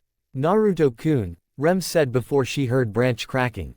Naruto sensed Wolfgram's aura, but there's a couple of them. Kage Bunshin, no jutsu, he said quietly as he summoned a clone and gave Rem to him. You got it, boss. Wait, there's no way you will survive. Please don't. If you do that, Rem paused as Naruto stroked his hand in her hair gently. Don't worry, I'm a shinobi who never give up and never break the promise. Naruto smiled. You're my friend. I promise you that I will come back alive. Titi Abayo. Rem stared at his azure eyes and his facial expression in astonishment. She can't help it, but blushed for seeing Naruto's handsome face. Take care of her, Naruto said. I will. Good luck, boss, the clone said. Then, Naruto and his clone got split up. The clone carried Rem to the village. Real Naruto will fight the alpha of the pack. Naruto saw the other Wolfgrams are on both sides as he grabbed the scroll from his pouch. He opened the scroll as he spun around himself, shooting hundreds of kunai at them. It killed a lot of them as Naruto heard whimpering from them and saw the dead bodies. Those small Wolfgrams are so easy to kill. Since he killed all of them that are in his way, the puppy is the last one. He was going to kill for it, but the puppy suddenly transformed into a big Wolfgram. It's bigger than him and the other Wolfgram. So, this is your true form. Alright then, Naruto said as he gripped the kunai and glared at the big Wolfgram. The big wolf roared at Naruto as it began to attack him with the claw. He evaded that attack by sidestep as he rushed and slid underneath the body to slash the legs. Cutting the legs, it made a big beast demon goes on the ground. However, this one is very stubborn as it roared in anger at Naruto. Rem watched Naruto with horror expression from the back while being carried by the clone. Wait, Naruto-kun is, Naruto-kun, she said. Don't worry about him, my boss isn't kind of a person who won't lose and break the promises. Believe in him, Rem. The clone said. The blue-haired maiden kept watching Naruto fights Big Wolfgram on his own. He fought that creature with his life to protect her. His words, his promises, those things are in her mind and her heart. She can't stop thinking about Naruto. Naruto-kun, she cried as she shook her body and made the clone falls down on the ground. She turned around to look at Naruto fighting Wolfgram. Naruto-kun. Naruto smiled when he heard Rem cries out his name. Well, he can't waste his times or else Rem will cry again. Sorry, boy. Guess I have to destroy you right now. He smirked as he crossed his fingers and the large white popped up. The big Wolfgarm can't see him in the white smoke, so it tried to attack him with claw by smashing it. It didn't catch or kill him yet because it can't see it. In the seconds, the white smoke is gone until its red eyes widened in shocked what it saw. Taju Kage Bunshin no Jutsu Multi-Shadow Clone Jutsu. Naruto and his army yelled at the same time. How many clones did he create? It was more than hundreds. The massive beast stepped back, but it roared with anger at them as Naruto and the clones started to charge at it together. They saw the beast uses the claw to attack them as they dodged the attack by sliding underneath. All of them were smirked as they planned to use the signature move on Wolfgarm that won't survive at this. Some of the clones kicked the massive beast up into the air while yelling, Uzumaki. Once the beast is airborne, the 1000s of clones himself punched it from every direction with their combining 2000 fists. The two clones joined together to deliver a final blow, a simultaneous punch from the left and right. Naruto Nisan Rendant Naruto 2K Uzumaki Barrage. They yelled as they punched the hell of a massive beast and it fell into the ground too hard. They can see the beast got beat up really bad by their punches and kicks. The body can't move because they broke everything of bones. Then, the clones smirked before they dispelled themselves, but it wasn't over yet. The real Naruto is still in the air, gathering the large chakra on his right hand to perform the final attack. Oh, you think I'm done because I'm not done yet. Gotta make sure you are dead. Naruto said as he formed a Rasengan on his hand and made it bigger with a large chakra. Odama Rasengan, Giant Rasengan. He smashed Wolfgram into the body and destroyed entirely. The clone got up quick and guarded Rem before a big blast them. Both of them held each other tight as the strong wind and explosive wave kept going, but now, it has stopped. The two let go of each other and the clone lifted Rem up to stand up. They walked toward the smoke to see what happened except the clone that knows already. The smoke was cleared as they went through. Rem was really shocked to see dead Wolfgram. All of the body is a part away. But, where's Naruto? Rem needs to see him if he's alive, but she found him already. Naruto was nearly knocked over as he was hugged by Rem. He gladly returned the hug as his arms wrapped her body. You're alive, you stayed alive, Naruto-kun. Naruto-kun. Naruto-kun. She cried as she buried her face into his chest, never letting him go. I'm okay, Rem. I'm okay, Naruto said as he looked at her crying face and wiped the tears with his thumbs. Then, Rem looked at him when he cleaned her tears. Without a saying word, Rem nodded and still hugged him. She doesn't want to let go of him because she thought he was going to die. She was so scared that she'll lose him. No matter what, she tried to stop her crying, but her tears kept flowing. They won't stop. The little girl with blue hair was in the forest in the nighttime, gathering the plant alone. Sadly, she didn't find any plants in the place. That's enough, Rem. I'm just happy both of you are all right. The woman said. Rem turned around to see her mom, but she didn't realize it was her. Yes, we're so glad you're both safe. The man said. The little blue-haired girl smiled at her parents until she saw another person came between her parents. She was going to greet him, but there was something wrong with him. No, it would have been better if only Ram had been safe. That's right, you said it. Then, everyone was here in the forest. They're all looking at Rem with their dark look expression. No emotion. Yes, if only that useless Rem had died. It would have been best if only Ram had lived. Rem covered her ears and closed her eyes to ignore them. But, she kept hearing the ghostly voice in her head. The voices are terrible and nightmare. They forced her to be dead. Her eyes were tears with fear and pain. Rem doesn't want to hear it anymore. She's too scared. She needs a help to forget the voices from her head. Someone must do something for her before the fear overcomes her. Suddenly, a miracle of light shined Rem and banished the ghosts from her. The voices are gone now, so she opened her eyes and looked at the new place with shock expression on her face. She's in the sky so high and can see the clouds. She felt so nice to be in the sky, but she found another feeling. It was so warm, but she noticed someone is carrying her, which is how she got into the sky. Do you like it? The little girl heard a gentle voice from the male as she looked it up at him. She met Angel with a yellow coat and had a gentle smile on his face. Suddenly, Rem woke up from the dream. She doesn't remember that one because she had the same nightmare before. It was different dream that she never had that before. What was this dream? She asked as she held the pillow tightens. This dream was kinda nice. Man, this is my favorite jacket. Naruto said sadly as he looked at his damaged black-orange jacket. Rem in Oni mode managed to damage his clothes with the Morning Star. The blue-haired maid was strong in Oni mode because he saw her destroyed a lot of demon beasts. But, the problem is she can't control that mode very well. Her fighting style is so raw and wild. Her personality has changed into crazy or psycho. She was a cold killer because she tried to kill Naruto. However, the good news is he found a way to stop her by hitting her horn. After the battle was over, Naruto brought Rem to the mansion and told her sister to take care of her. The things are alright, but he had to go back to the village to search for a little girl with blue hair who brought Wolfgarm in puppy form in the village. Unfortunately, he didn't find her because she's already escaped. Though, she won't come back again. Knock, knock, asterisk. Naruto paused his thoughts as he turned to the door when he heard. He walked toward the door and opened it for a person who knocked on it. Rem. He blinked in slight surprise as he found the blue-haired maid stands in front of his room. Morning, Naruto. Her voice was very low and soft. She usually says it with a normal voice when she greets him, but her voice has changed. Her facial expression isn't so happy after the battle from last is over. Without asking a question, he slowly opened the door wider. Come in, Naruto said as he stepped aside for her. Rem didn't nod or say anything as she entered his room. Rem, is there something wrong?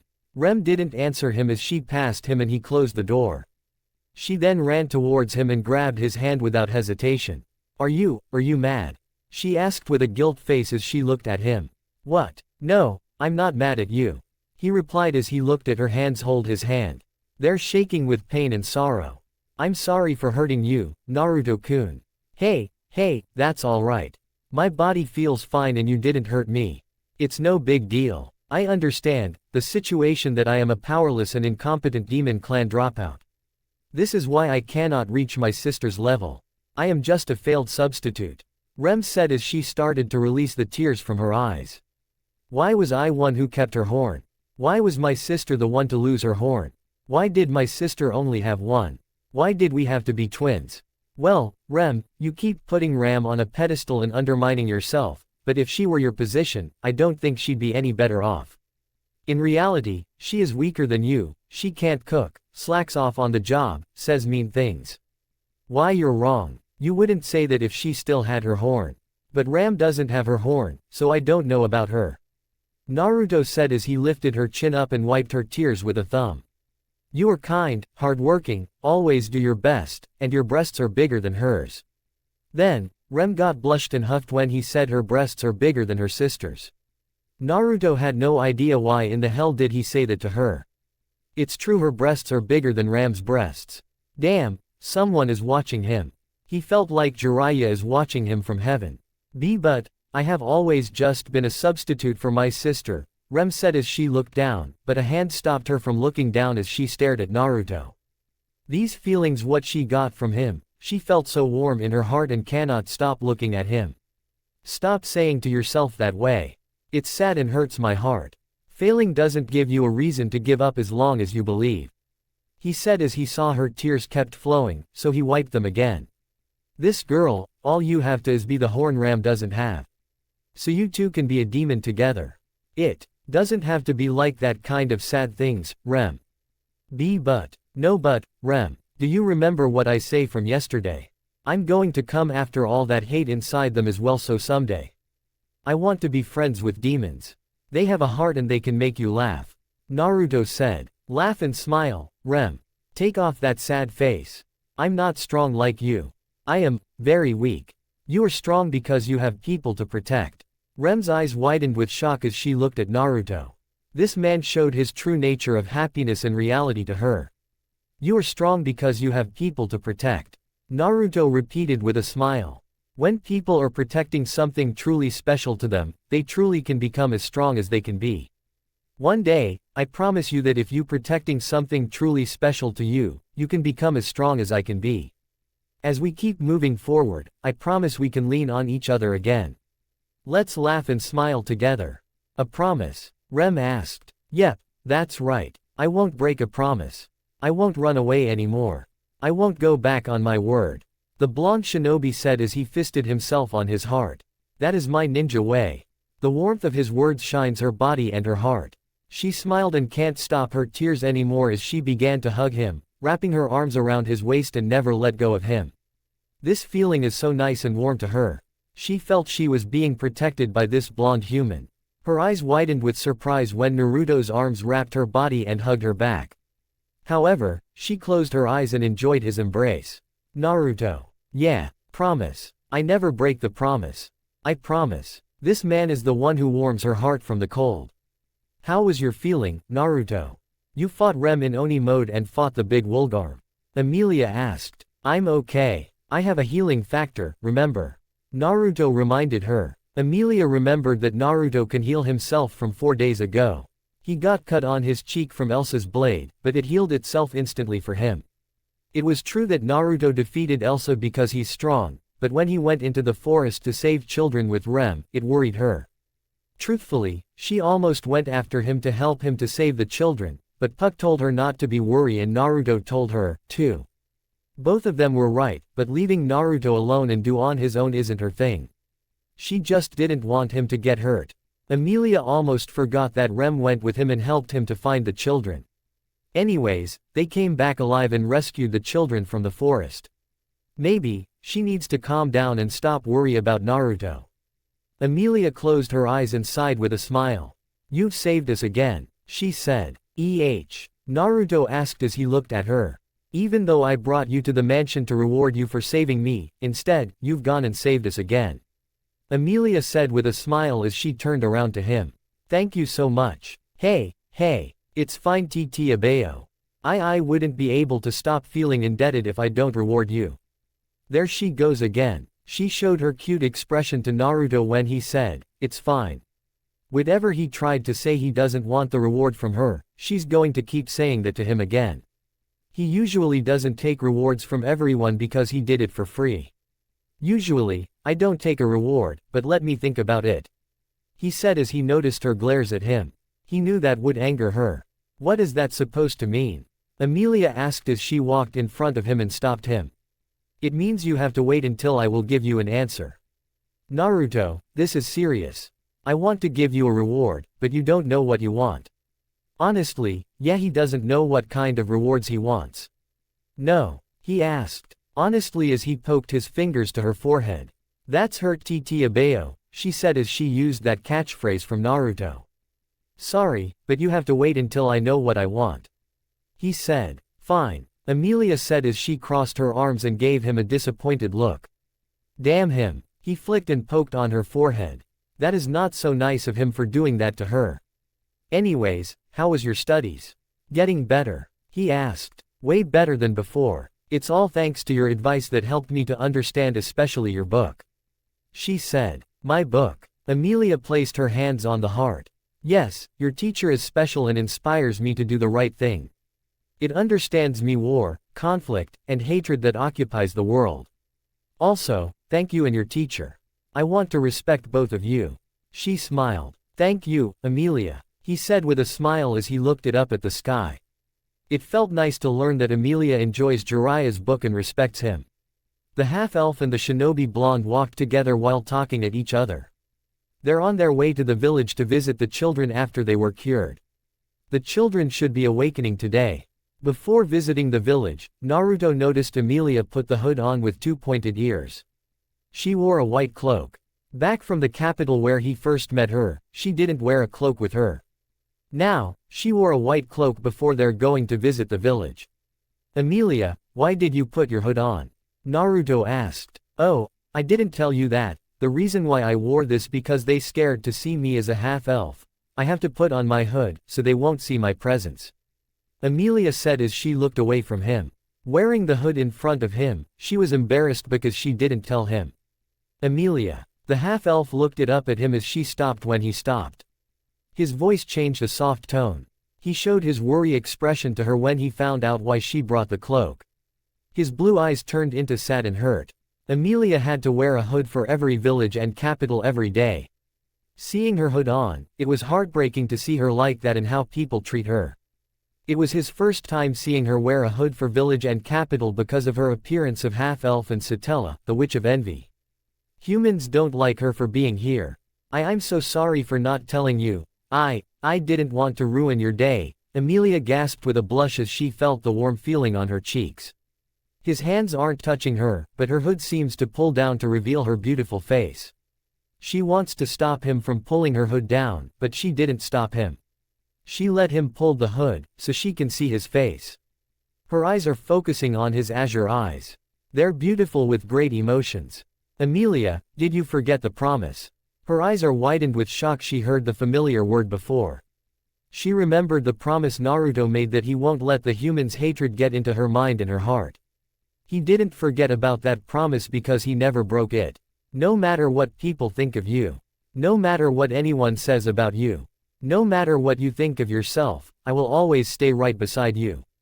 If they say bad things about you, I won't let their hatred get into your mind and your heart. If there is a thing such as peace, I will find the answer. So I won't give up. Naruto said as he saw Emilia's tears from her eyes hearing his promise. He wiped them away with his hands. I want you to be happy for me and Puck.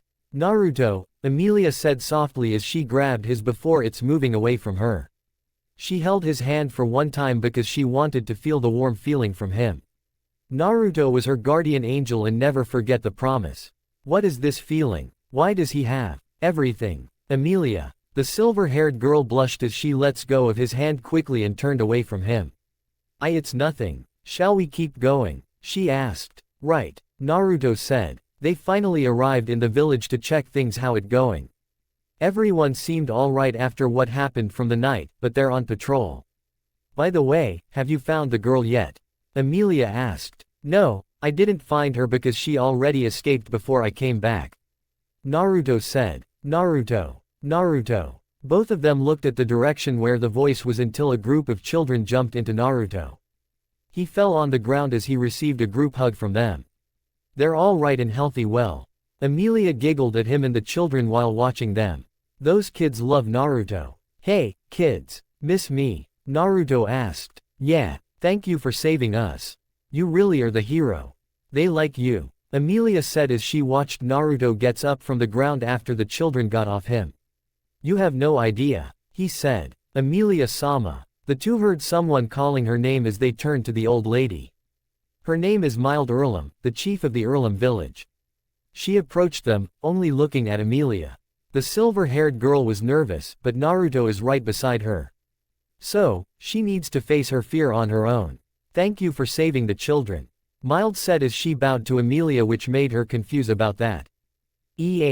I didn't do anything. She said. It was because your new friend rescued the children. He told me all about you. Mild said as she looked at Naruto and Emilia. However, she continued to look at Emilia. Emilia-sama, I would like to apologize about how my people give you bad treatment. It's okay, she said with a slight smile before she saw the group of villagers who came here. Then, they bowed to her. Thank you so much. Hey, there's no need to thank me. She protested. If it weren't for you and your new friend, children would have been gone forever. We're sorry, Emilia-sama. The half-elf widened her eyes with shock and cannot believe they apologized to her. They showed their respect for her because she saved the children. She didn't do anything because it was her friend Naruto who saved them. However, the villagers were telling both of them. She remembered what Naruto told her about her dream to become king. She never forgets that and never gives up. Facing her fear was hard, but she faced it. Now, the villagers respect to her. She won't forget those feelings from them in this place. Hey, Emilia. Emilia looked down at Petra who called her name.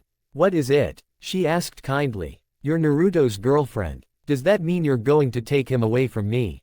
She said. Then, Naruto and Emilia got blushed at her question as they shook their head to disagree. Well, that was an unexpected question from Petra. And no, we're just friends. Naruto said. Petra. Naruto and I were just friends like he said. Emilia said as she looked at Naruto. Her cheeks are so red and her heartbeat went so fast. And, aren't you a little bit too young? So, when I grow up, I'm going to marry him. She said as she pointed at Naruto. Emilia, don't take it so seriously. They're just joking. Naruto said with a smile as the silver-haired girl showed him a cute pout. No, I can't get over the kids. She said as she received a head pat from him, but she admitted she's having fun with children. She wouldn't mind playing with them, but she hates when they teased her about love relationships. I love you. The voice kept echoing in his mind as he stopped washing the dish in the kitchen. Naruto placed his hand on the head and shook it to forget the voice. But, he kept hearing that voice again and again. He tried to forget it again, but the voice is stuck in his head. He kept hearing the voice says, I love you. It's almost like it's haunting him in his mind. This is very strange because he never had the voice in his head before. Well, Kurama and the other Bijus are in his head and able to talk to him. However, he doesn't even who voice it was, but he can tell it was a female. Naruto-kun. Naruto turned around to look at Rem and she had worried looks on her face. She noticed him. He stopped washing and went silent without saying words. At the shove, Ram has observed him with narrowed eyes. Emilia and Puck are here, too, because they wanted to help them. They stared at Naruto with a concerned expression. It's great to see everyone worried about him, but they don't to be like that. Of course, Naruto is a shinobi and can handle his things. He has been through the war and fought enemies who tried to destroy his village. However, he needs to stop pushing himself or else they'll get worried. They mustn't know that Naruto has a return from death ability. The shadow arms will hunt him when he tells them.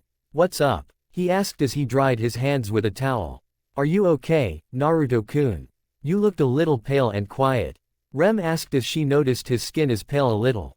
He usually has high energy and always helped them, but right now, he was different. I'm okay, Rem.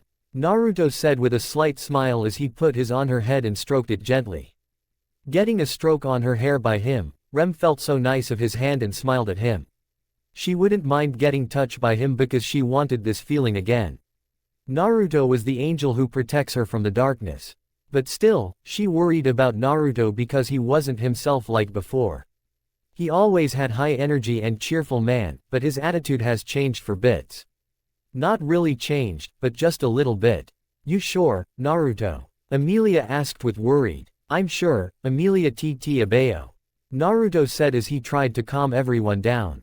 Well, a good thing that Rosewall wasn't here because he said he'll be gone for late, so he'll come back today tonight. Naruto stills don't trust him a lot because he sensed the negative emotions of him. Something wasn't quite right about him. He needs to find out what's his goal. Naruto can't help it if the clown guy is doing suspicious things. Naruto, maybe you should stop and try to relax. You just came back from the last night and rescued the children. Puck said as he flew in front of him. Maybe Emilia and Rem are right. No worry, Puck. I'm completely fine. Naruto said as he looked outside in seconds and remembered it. I'm going to train for a bit. After that, I'm going to talk with Beatrice. He began to leave the kitchen to train outside, but he noticed Rem follows him. Rem, why are you following me? He asked. It was Emilia-sama's request because she isn't too sure if you okay or not. Rem said as she remembered the one day that Naruto collapsed. Also, I'm worried about your health. I'm fine, Rem. Really? Naruto pleaded. I have to make sure you're okay, Naruto-kun. I'm okay. You can leave now. I can't leave you and disobey Emilia-sama's order. Then, I will tell her that you don't have to watch me. Emilia-sama won't agree with your request. Just leave me. No. Leave me alone. No. Please. No. You didn't even let me finish. No. Ellipsis. Ellipsis. Number. Fine. You can come with me. Naruto sighed as he saw Rem shows her smile. Can't help it, but had to agree Rem's offer. Though, it's great to see her smile again. Naruto-kun, what would you do in your training? Rem asked. Pretty much hand-to-hand combat. I guess it's only the way I can do it. Naruto said with a bored tone. He had been training with Bijus before he arrived here, so pretty much he can do anything. Well, he did train with Emilia, so she can get better at hand-to-hand combat if she used too much magic. She's a fast learner and hard worker. Actually, he got a new idea for Rem since she's with him now. Naruto-kun. The blue-haired maid wondered as the blonde man stopped and turned around to her. Do you have something in your mind? Yes, I have something in my mind. He grinned. You better explain to me, how did you remove the curse? Beatrice asked seriously as she sat on the chair. Naruto dropped his sweat for using Kurama's chakra to remove the curse. It wasn't too hard to find it, but he heard the curses are hard to detect. Anyways, he came to Beatrice because she wanted to ask him about his magic. She means the yellow glowing chakra. Well, what can I say? I want to tell you that, but I can't. You know why I don't want to explain to you or everyone about my chakra. He said. What he said is actually true because he doesn't want to people know about him and Bijus. Humans are greedy and evil who want to take power from them. That's why he doesn't want to explain about Biju's chakra. Beatrice still wants to know how he did, but she understands him and his reasons. He protected Biju's because humans cannot be trusted unlike him. Very well Kashira, she said. Thank you for listening to me, Beatrice. I knew you're not a bad person Tt Abayo. Naruto said with a smile. Do not thank me for this. I'm not nice person what you think I was. Also, you're still not allowed to be in my room and not my friend. She said as she got up and walked toward the bookshelf to grab the book. Funny is she can't reach it because she's too short. Now, shoo. I don't want to be bothered. Then, Naruto approached her and grabbed the book for her as he gave it to her. Is this what you want? He asked nicely as the little girl grabbed the book from him and sat down on the chair. Why you're not leaving? Want me to kick you out? She asked. You're too cold, Naruto said as he sat down on the ground. Why do you have to be so cold to me? Don't you want someone to come in your room and talk? Only Buddy can, Beatrice said. Yes, I know you like to talk with Buddy. Seriously, you need to talk with more people like, people that you know. Beatrice paused as she stopped reading the book and gazed down at the ground. She never talked with anyone except one person that she used to talk with. Not Naruto because he's annoyed human. It was someone else that she didn't want to tell. Beatrice, Naruto asked as he felt uncomfortable by looking at her eyes. Her eyes seemed to like a little emotion and went silent. Nothing, Beatrice said as she continued to read the book. All right, so, I heard about your contract that you can't leave the mansion. Beatrice kept reading the book, but her eyes are rolled up to look at him. Yes, I can't leave the mansion, she said. Well, that sucks you can't leave the mansion, Naruto said as he put his hands on his back of the head and relaxed on the bookshelf carefully. Honestly, that wasn't fair for Beatrice because she's not allowed leaving the mansion without the permission from whoever it was. He doesn't want to ask her because he knows that she won't tell him who it was. All right then, Naruto said as he stood and walked toward the door, but he glanced back to Beatrice. Then, he walked out. Rem didn't see Naruto in his room, but she knows where he is at. She looked outside through the window and found Naruto doing his training. He wasn't moving or anything, but it seems like he's meditating. She was surprised to see him doing that. However, the sky is dark and night. She knows it'll be rude to interrupt his training, but she had to wake him up. So, the blue-haired maid went outside and walked towards Naruto. She stood in front of him and got curious about what kind of meditating does he do. However, her eyes are staring at the whisker marks on his cheeks. She was curious how it feels like to touch them with her hands. Maybe, it'll feel like thick and soft. Hello, Rem. Naruto greeted as his eyes are opened and surprised Rem. He knew she was going for his birthmark whiskers to touch them. You can touch them if you want to. Are you sure? Rem asked with a blush as she turned away, but she wanted to touch his whiskers. She didn't want to do that to him. It's all right, Rem. Just relax, he said as he grabbed her hand and put hers on his whiskers to feel it. Feeling his whiskers in her hand, Rem was so surprised how soft it is. She was right about thick feeling, but it has a soft feeling. How does it feel? Naruto asked. It feels nice and soft, she replied as she stopped for touching his whiskers. Naruto-kun, you need to head back for your bed. I know that, Rem, but I want to stay here for a bit, he said as he looked at the blue-haired maiden tapping his side. Come sit with me. Rem blinked her eyes, but she nodded and sat down with him. She looked at the beautiful moon and stars in the sky. It's a beautiful sky, she said. Yeah, it is. Hopefully, it'll be nice weather tomorrow, Naruto said as he closed his eyes when the nice breeze had on his face. Rem watched him in amazement how relaxing he is with the wind.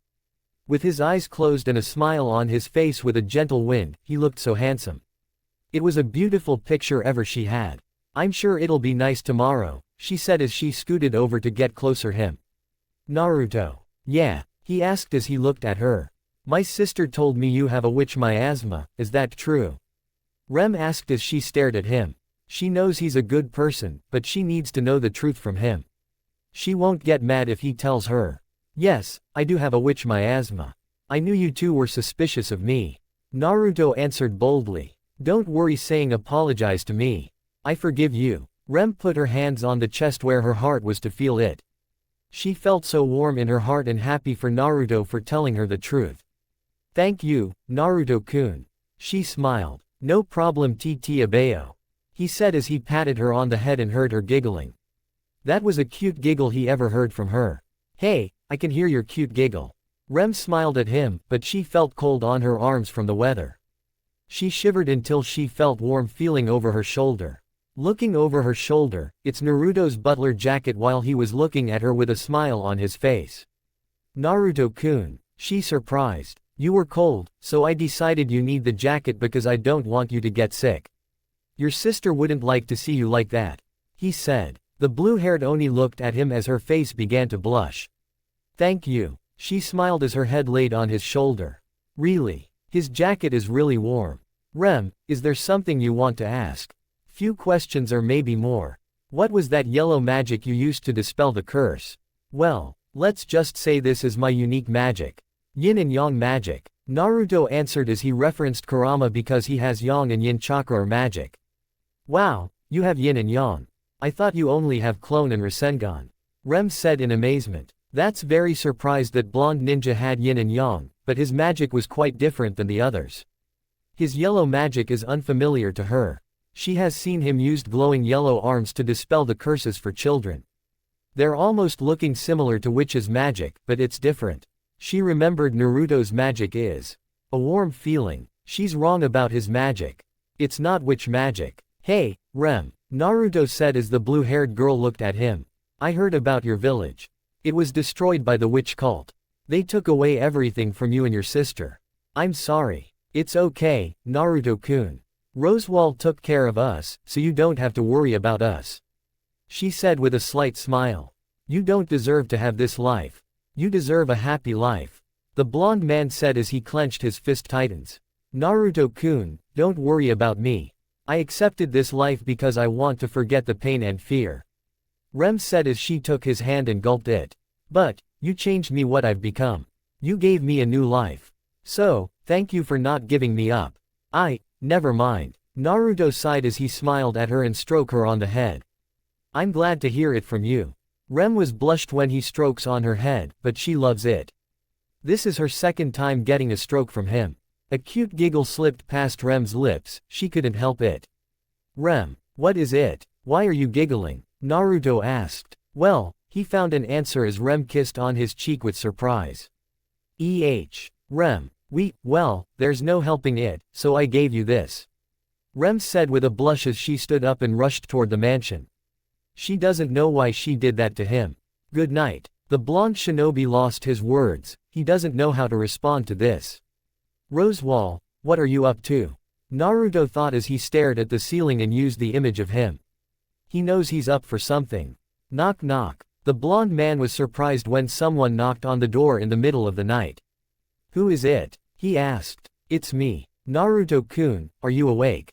Rem asked. Yeah, give me seconds. He said as he got up from the bed and walked toward the door. He opened it and looked at Rem with pajamas. I cannot sleep, so, she said with a blush as she held her hands tightens and looked at him.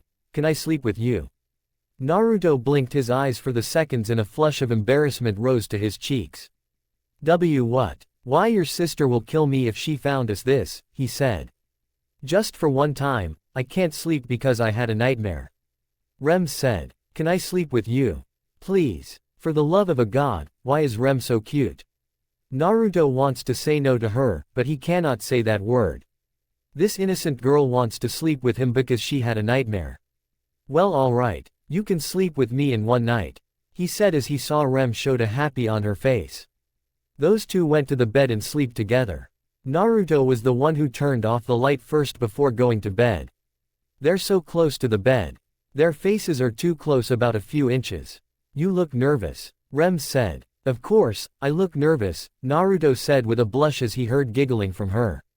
It's not funny. You are funny. This is my first time to sleep with a girl. My first time to sleep with a boy. Rem giggled as she earned a poke on her stomach from Naruto. Stop, that's tickles. Then, stop making fun of me. I'm going to sleep. Naruto paused as Rem moved closer and wrapped her arms around his waist.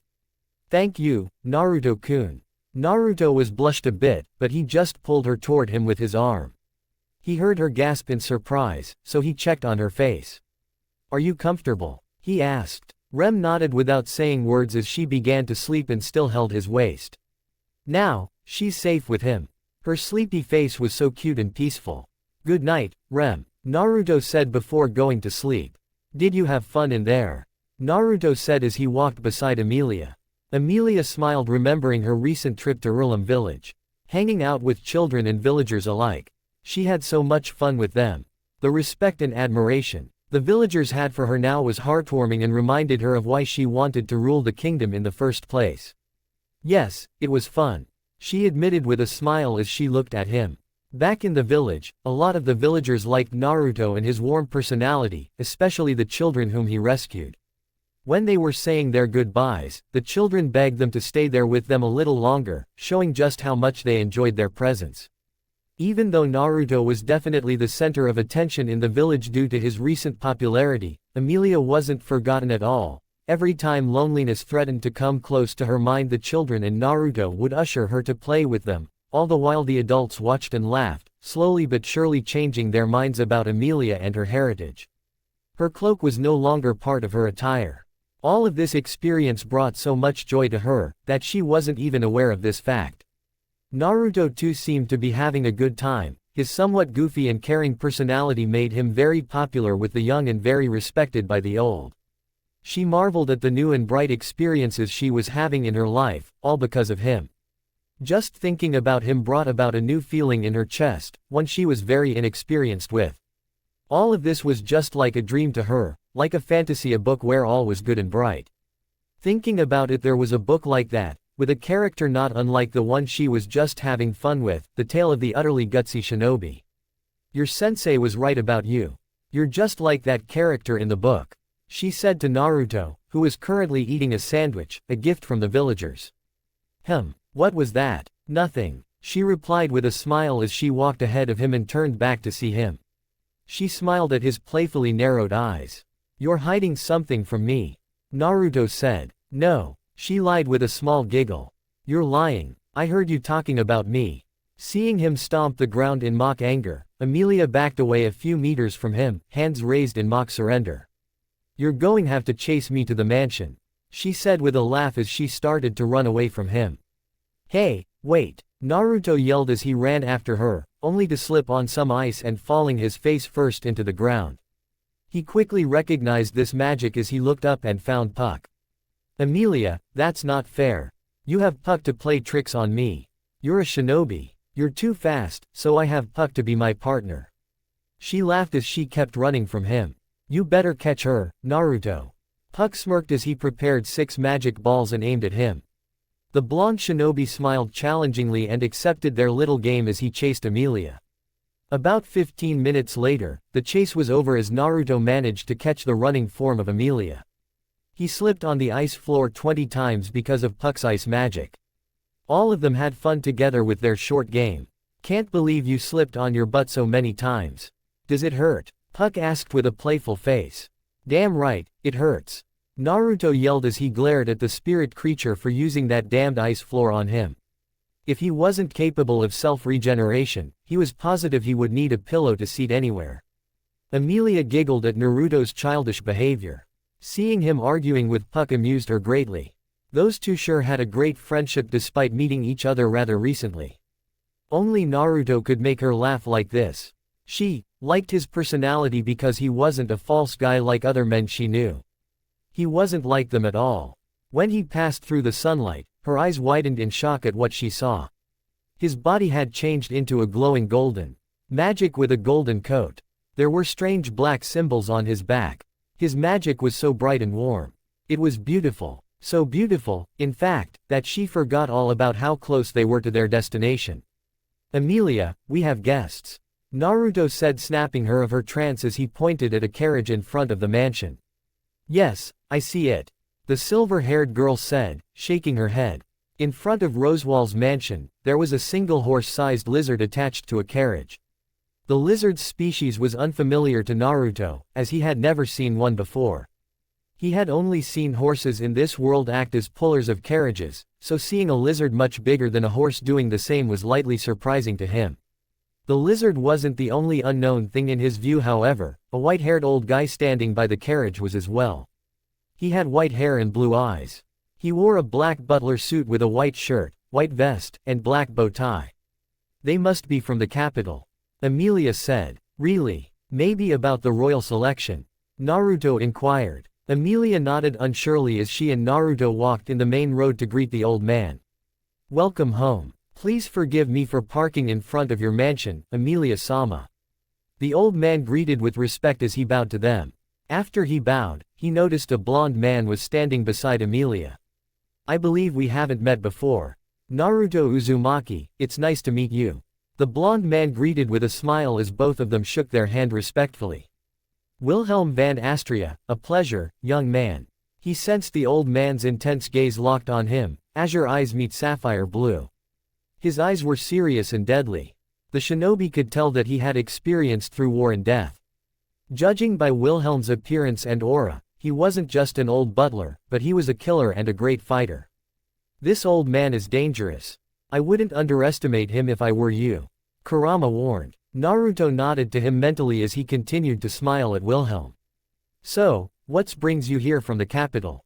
He asked cautiously. Anyone who Kurama saw as a potential threat wasn't someone to take lightly. Is it about the royal selection? Emilia asked as she walked beside him. Yes, Emilia-sama. It's about the royal selection and an emissary is already inside the mansion. Wilhelm answered. I see. Emilia murmured with a curious face. She didn't know they would come today. Naruto didn't seem to know a lot about an emissary and a meeting. He looked at Emilia, who had a serious look on her face. Emilia, do you want me to go with you? He asked. No thank you, Naruto. Emilia said with a smile as she looked at him. Rosewall should be in the meeting room too, so I'll be fine. Oh. And, I will tell Rem to pass you and Wilhelm some tea, so could you wait outside for her? No problem TT Ibeo. He said as he watched Emilia go inside the mansion to meet the emissary. Naruto stayed outside with Wilhelm, waiting for Rem to get the tea for them. The blonde man looked away from the older man, not staring at his eyes because he didn't want to seem disrespectful. So, tell me, are you some kind of bodyguard or butler? Naruto asked as he gazed at him. Both. Wilhelm answered as he looked at his company. This blonde boy was a young kid, but experience told him that he wasn't just a kid. Are you? Both, I guess, but not really. You see, I'm sort of a guest in Rosewall's mansion since Emilia lets me live in here. The blonde man said. So yeah, you can tell I'm like you. I'm just making sure she's safe. I see. By the way, I did see that you are quite close to Emilia-sama. We're just good friends. Naruto said with a smile as he crossed his arms and sat down on the edge of the water fountain. She's sweet, kind, and warm. She was so happy when I became her first friend. Emilia hasn't had friends in the past because her appearance frightens people, quite sad the amount of ignorance in people's minds. He was speaking the truth but also reading the old man's emotions, so it came as a welcome surprise when he found none against Emilia. Wilhelm watched him very carefully while he's talking with him. His voice, his eyes, they're serious and honest. The blonde human wasn't pretending or lying to him. He doesn't seem to be afraid of Emilia, a half-elf. On another note about Naruto, Emilia seemed to enjoy his presence a lot based on the scene they made at the gate when he watched them from the main entrance. Her laugh, her smile. He started to like his presence and personality because of how he takes care of Emilia. Maybe, that's why Emilia showed him her sincere laugh and smiled at him. Emilia-sama should be happy that she has you, Naruto-sama. I can quite tell that she enjoys your presence. Wilhelm said. Please, call me Naruto. I'm not one for formalities. And quite the contrary, I'm blessed with having her in my life. After all, I don't make promises to anybody. A promise. Yep, a promise that I never break and never go back on. Naruto smiled as he put his hand on his chest. Hopefully, she'll become a great king one day, her heart is right for the position. I know people won't like her at first, however, she would never give up just because of that. After all, the curse that plagues the world will be broken only by those blessed with a good heart and good intentions. Wilhelm narrowed his eyes with an interesting expression as he looked at him. A curse? He asked, not having heard of a worldwide curse before. A curse which represents the cycles of war, conflict, and hatred that occupies the world. Emilia will break that curse, I'm sure of it. If there's such a thing as peace, she'll find it. She will be king and she will bring peace to the kingdom of Lugnica. I believe in her. That's just who Emilia is. This boy, Wilhelm thought as he stared at his eyes. They're strong and courageous, he meant every single word he said. The boy delivered a good speech to him about how Emilia is going to change the world, and meant every single word. Naruto truly believes she'll be the king who will break the curse of war, conflict, and hatred. It was true that humans don't like her, but no matter how much it hurts, she's going to keep walking, because that was the path she chose. However, if Wilhelm had to be honest about Naruto, he could imagine Naruto taking her role to rule the kingdom. He could change history and break the curse that he believed plagued the world. Naruto-kun, Wilhelm-san. The two men turned around to look at the blue-haired maid who brought the tea for them. Well, she brought apple juice for Naruto because he doesn't like tea. Hey, Rem, you brought apple juice, Naruto said with a smile. Can you pass the tea for Wilhelm? It's your favorite drink, Naruto-kun. And yes, Rem smiled as she poured the tea in the cup for Wilhelm. Please, enjoy. Wilhelm took a sip of the tea and sighed in satisfaction. It tastes lovely, he said. Thank you, Rem said as she bowed lightly and poured the apple juice for Naruto. Thank you, Rem, Naruto said. I'm back, old man Will. Sorry to make you wait outside. Naruto heard a new female's voice speak. Turning around he saw a cute girl with cat ears. She looks a little bit older than him. She has flax-colored hair and yellow eyes. She wore a blue collar with a ribbon and a blue dress. Her arm covers are white and a blue scarf tied around her right arm. She wore black tights, blue leggings, and blue shoes.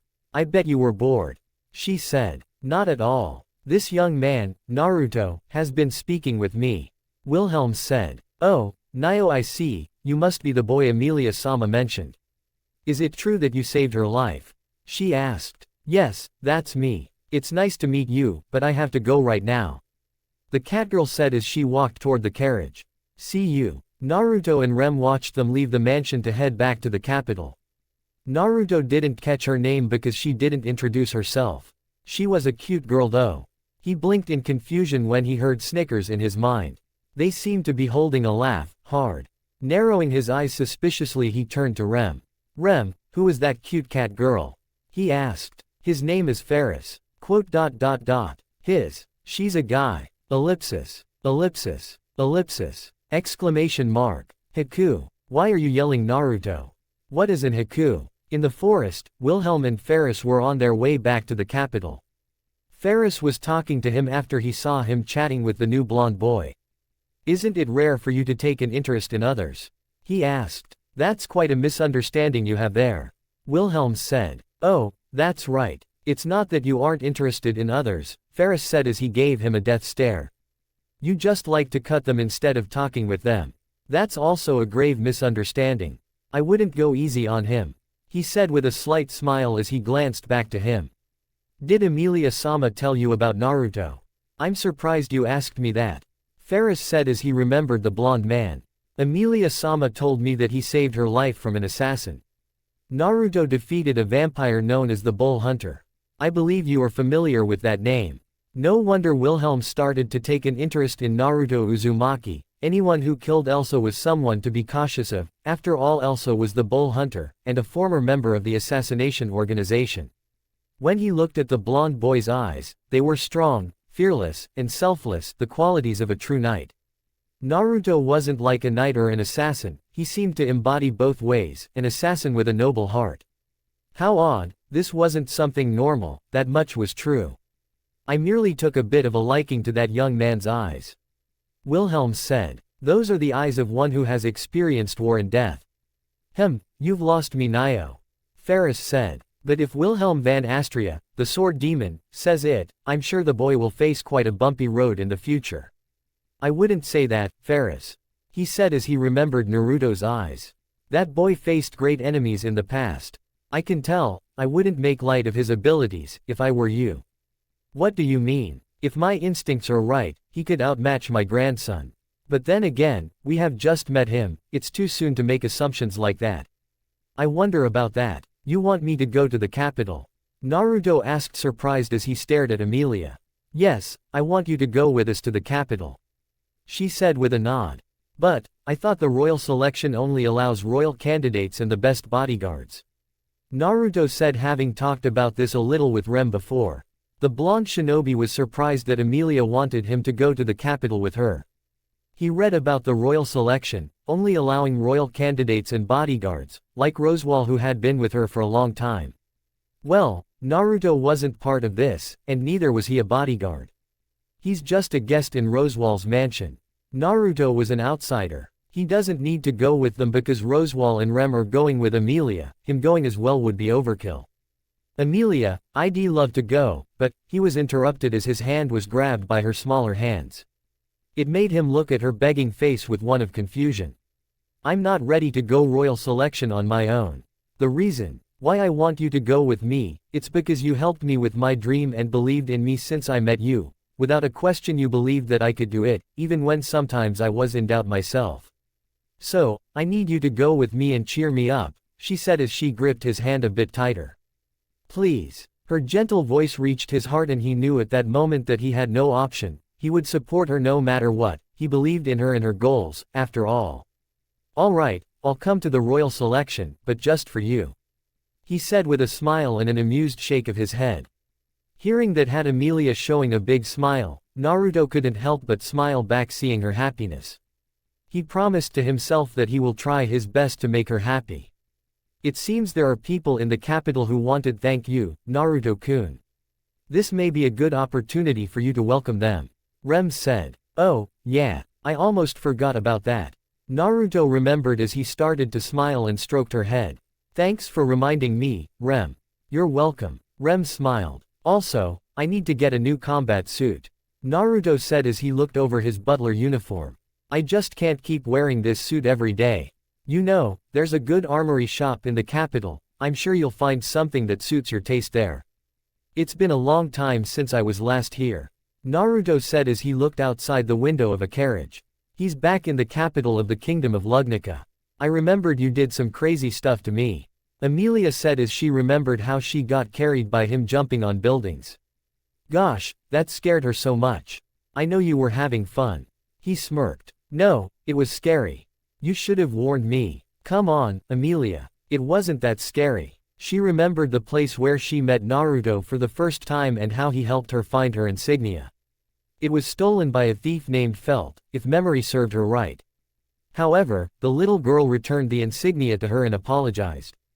Before that, an assassin named Elsa Granhirt tried to kill Emilia, but Naruto saved her life.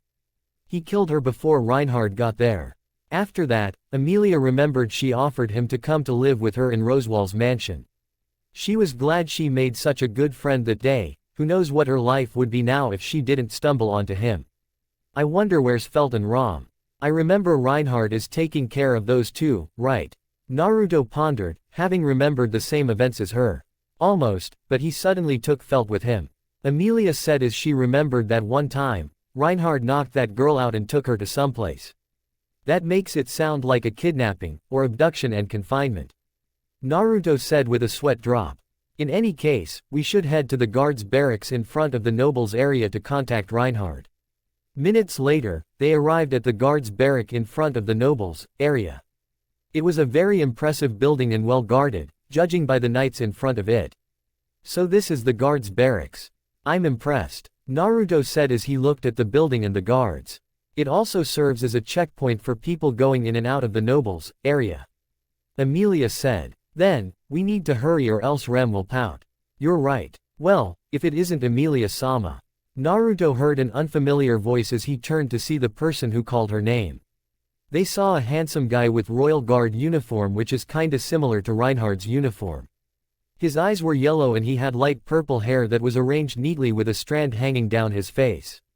It's good to see you again. Have you been well since we last met? The knight, judging by the attire, asked. Yes, everything is basically the same. You also seem well, Julius. I'm surprised to see a member of the royal guard like you in the barracks. I came here to inspect and praise the soldiers for their good work, after a friend asked me to. The mere fact that you remember me is an honor. It sure was good that I came here. I was able to see how much you have grown beautiful, Emilia-sama. Julius said as he approached Emilia and bended down on his knee and take her hand. Then, he kissed it in a scene only a knight like him could offer. Thank you, Julius. This may be abrupt but I have business here, and I'd like you to announce me at the castle. She said. I see, of course, Emilia-sama. Naruto stood right beside her and didn't react at all when he saw Julius kiss Emilia's hand. That, however, triggered the Bijus as they told him that Guy was trying to steal her away from him. The blonde, however, knew that he couldn't do anything stupid or else he could embarrass Emilia, so he just stayed still. That didn't stop him from feeling a little bit jealous at this, but he held it within himself well. Does your business involve this young man? Julius asked as he looked at the blonde man. He observed him for a bit, and then asked. May I ask your name? Naruto Uzumaki. Naruto said with a smile as he gestured a handshake to him. I heard she called your name, so you're Julius. Yes, my name is Julius Jukulius. Julius said as he looked at Emilia. I'll guide you to the conversing mirror now. You can talk with Reinhard there. Conversing mirror. The blonde shinobi asked, having never heard the term before. It's a meteor that facilitates talking with someone, using two mirrors facing one another. There's a lot of them so they are used for communication. Emilia said. Oh, what an ingenious form of communication. Naruto thought as he looked at Julius and Emilia. Want me to stay here and wait for you? How did you know? A lucky guess. Since Julius is helping you, I'm sure you'll be safe with him. Emilia was surprised he guessed her mind right. She was going to tell him to wait outside for her. I'll try to come back before things run too long, she said as she and Julius walked inside the guards' barracks. Naruto watched them walk inside the building. When they were gone he sat on the stone bricks. The kingdom of Lugnica hasn't changed a bit since he left to live in Rosewall's mansion. Everything is the same and there was nothing new. He had to admire the architecture though, it was very different from his home. However, not only he's here to be with Emilia, he also had to be looking out for her because she could be targeted by assassins. He found out that the girl with blue hair was a former member of the assassination organization. She was Kid, but not a normal one because she's a beast tamer who tamed the Wolgarm from 3 days ago, a no small feat for one so young, or so he read. Deciding to do something else to pass the time, he closed his eyes and entered the all-too-familiar sewer that was his mindscape. Any clues on why Emilia is the target? Naruto said as he looked at Kurama and the others. I believe they're trying to kill Emilia because she's a witch. Humans tend to hate what it's not like them, more so the things that remind them of what they hate. Son Goku said. Not only them, but we have another enemy called the Witch Cult. They serve the Witch of Envy, Satella. Why do you say that? Asked Kokuo. I feel like the Witch Cult is probably targeting. Naruto paused as he saw a girl being dragged in an alleyway. The blonde shinobi got off the bricks and walked toward the alley where the girl was dragged to. He took a peek to see what was going on until he saw 3 thugs, bullying a beautiful girl. Naruto remembered those 3 thugs, he beat them up several days ago. But, the girl, he hasn't seen her before. The girl has red eyes with the long orange hair that she keeps tied. She wears a red and black dress along with a red fan, red shoes, and red and black hair accessories. You little. Don't screw with us. Want us to mess up that pretty face of yours. Don't make such a racket, commoners. Fools with no character pick fights for the most foolish of reasons, the girl said as she unfolded her red fan, and blinking in confusion when she saw a blonde boy behind the thugs. The big guy felt someone is tapping on his shoulder which him pissed. When he turned around to yell or punch the person who had dared to interrupt them, his eyes widened with fear for meeting that boy who beat them up before. It can't be, it's you. He said as the other guys turned around and adopted the same expression as their boss, shock and some fear. You're that guy. Chin, the skinny guy said. Please spare us. Kon, the little guy said. Naruto cracked his fists and glared at them for assaulting the young lady. Words aren't going to help you. He said. Pow. Pow, pow, asterisk. All 3 thugs were knocked out and beaten up by a single punch to the skull. The blonde shinobi sighed and shook his head in disappointment. He warned them not to rob people again, but they didn't listen. Hopefully, this time they learned their lesson. Naruto turned around to the orange-haired girl to ensure her safety, but he got surprised when she approached him readily and quickly. Azure eyes meet crimson red eyes. They found themselves staring at each other for a few seconds. "What's up?" he asked. "You there?" the girl called as she pointed her fan and gave a serious look at him. "What's your name?" "Naruto Uzumaki," Naruto said slowly as he noticed her eyes are staring at him. "Who are you?" That question seemed to insult her as she glared at him. "You don't know who I am.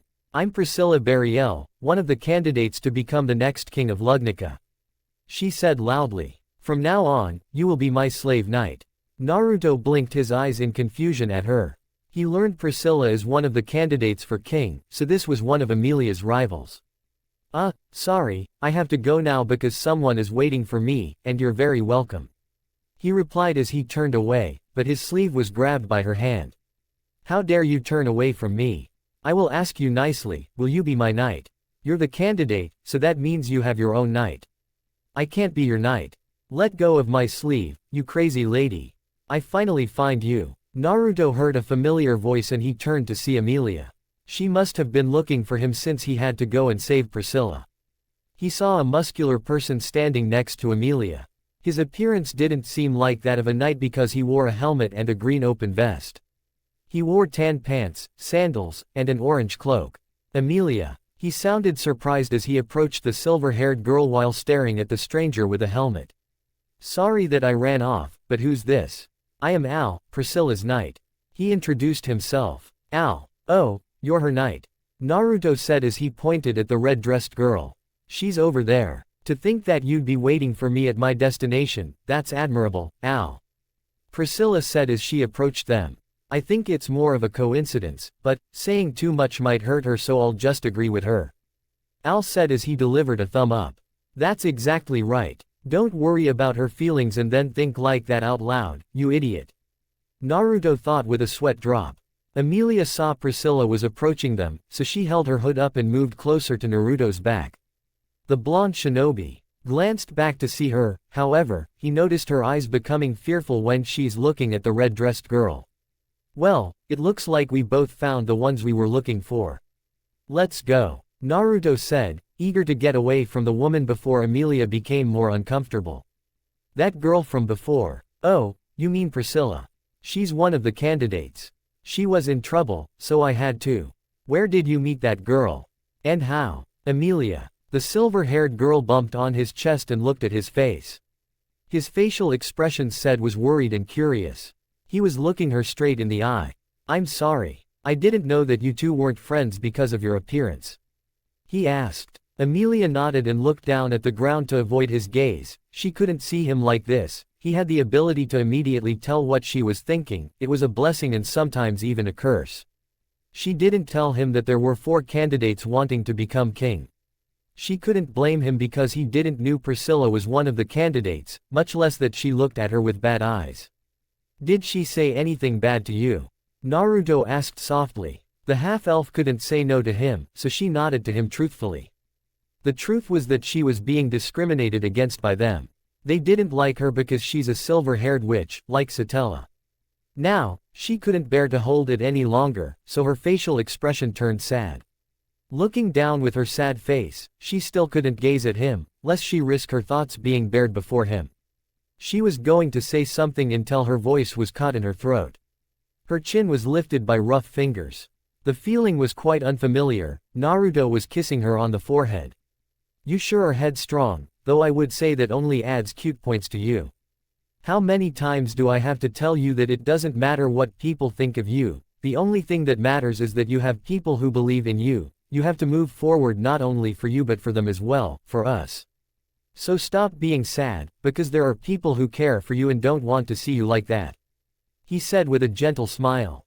His gentle smile made her heart race up and the color of red flashed on her cheeks. His voice was so gentle and his words as sweet as honey. They reached her heart and changed her sad face into a surprised one. Getting kissed on her forehead by him, it was her first time. She never had that experience before, but it felt nice. "Am I that headstrong?" she wondered. "Yep, but don't worry, I'll always be there to look out for that." Quote, "Really? Damn straight." Emilia let out a giggle. She didn't know why she did that, but hearing those words from him, it sounded very funny and reassuring. "Thank you, Naruto," she said. You're welcome, Naruto said as he smiled at her when she turned happy once again. It was a natural look for her, unlike her sad face. But there was a big problem that he mustn't forget: his goal. His goal is to save the world or find a way to get back to his home. He couldn't just stay in here forever, but if he leaves this world, he would have to leave Emilia alone. He made the promise to her and Rem that he wouldn't leave them, but wouldn't he? Could he choose between his home and the new friends he made here?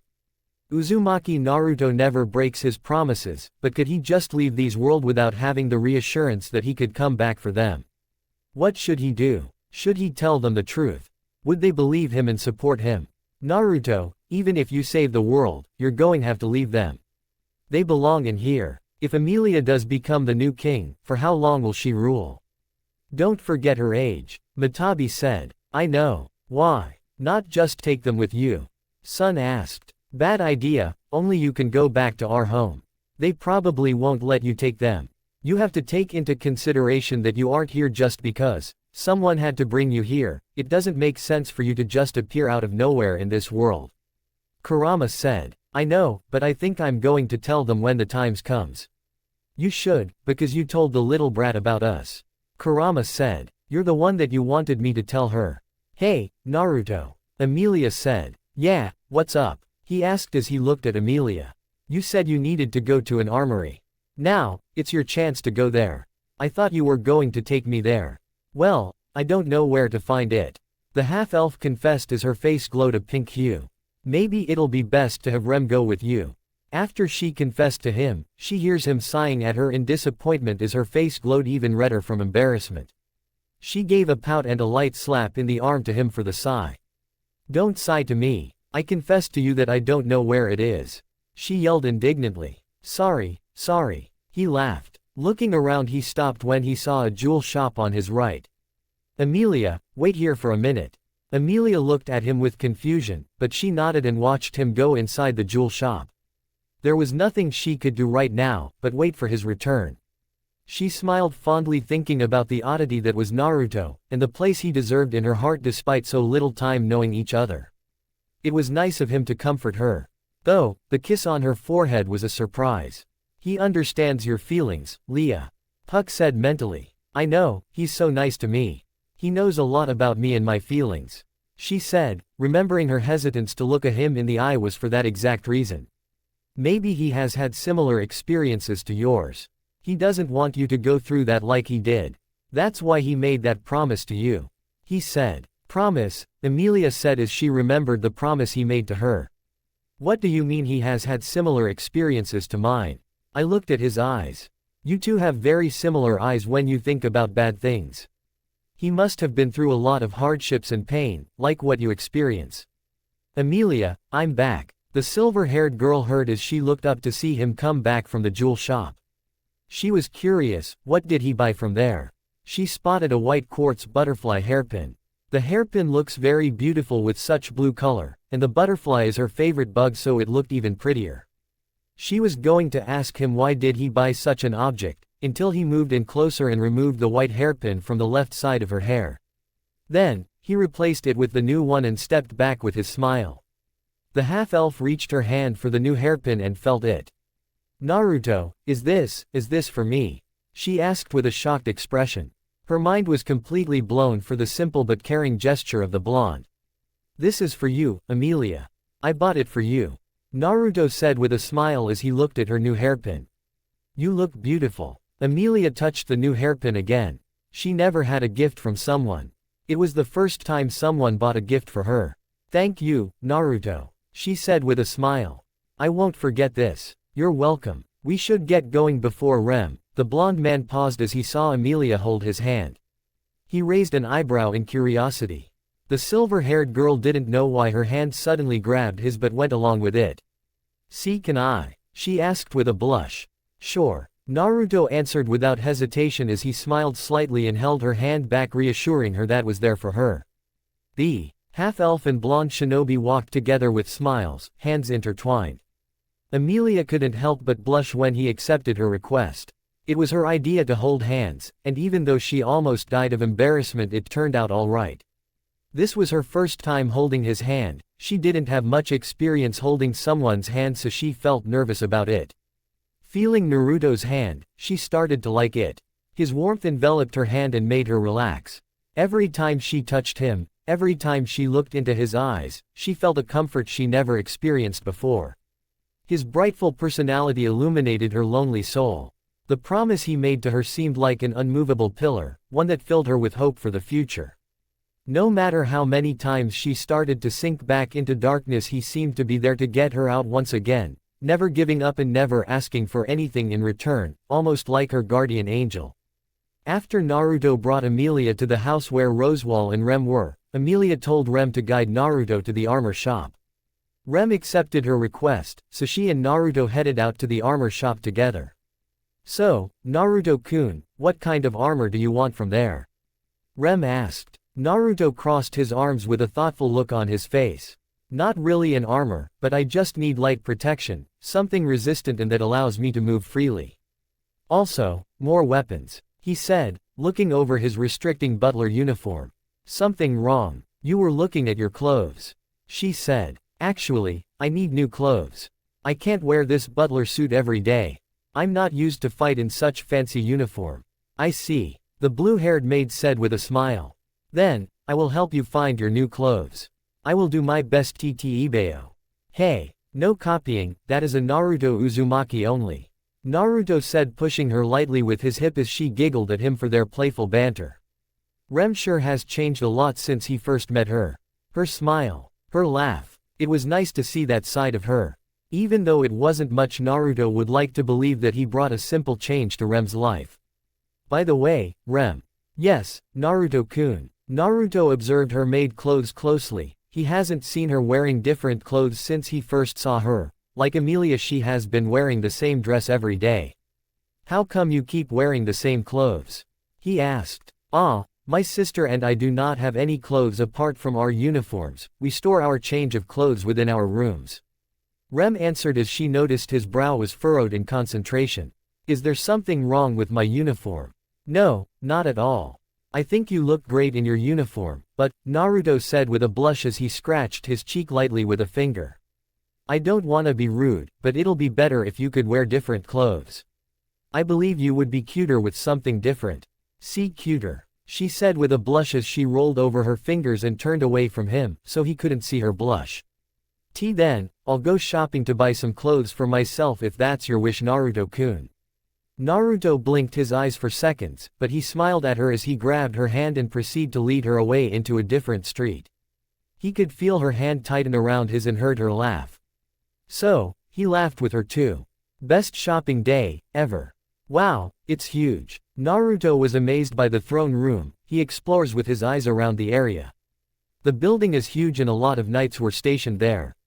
However, he saw the other group wearing expensive clothes on the right side of the knights, making sure to leave a huge path in the center of the building.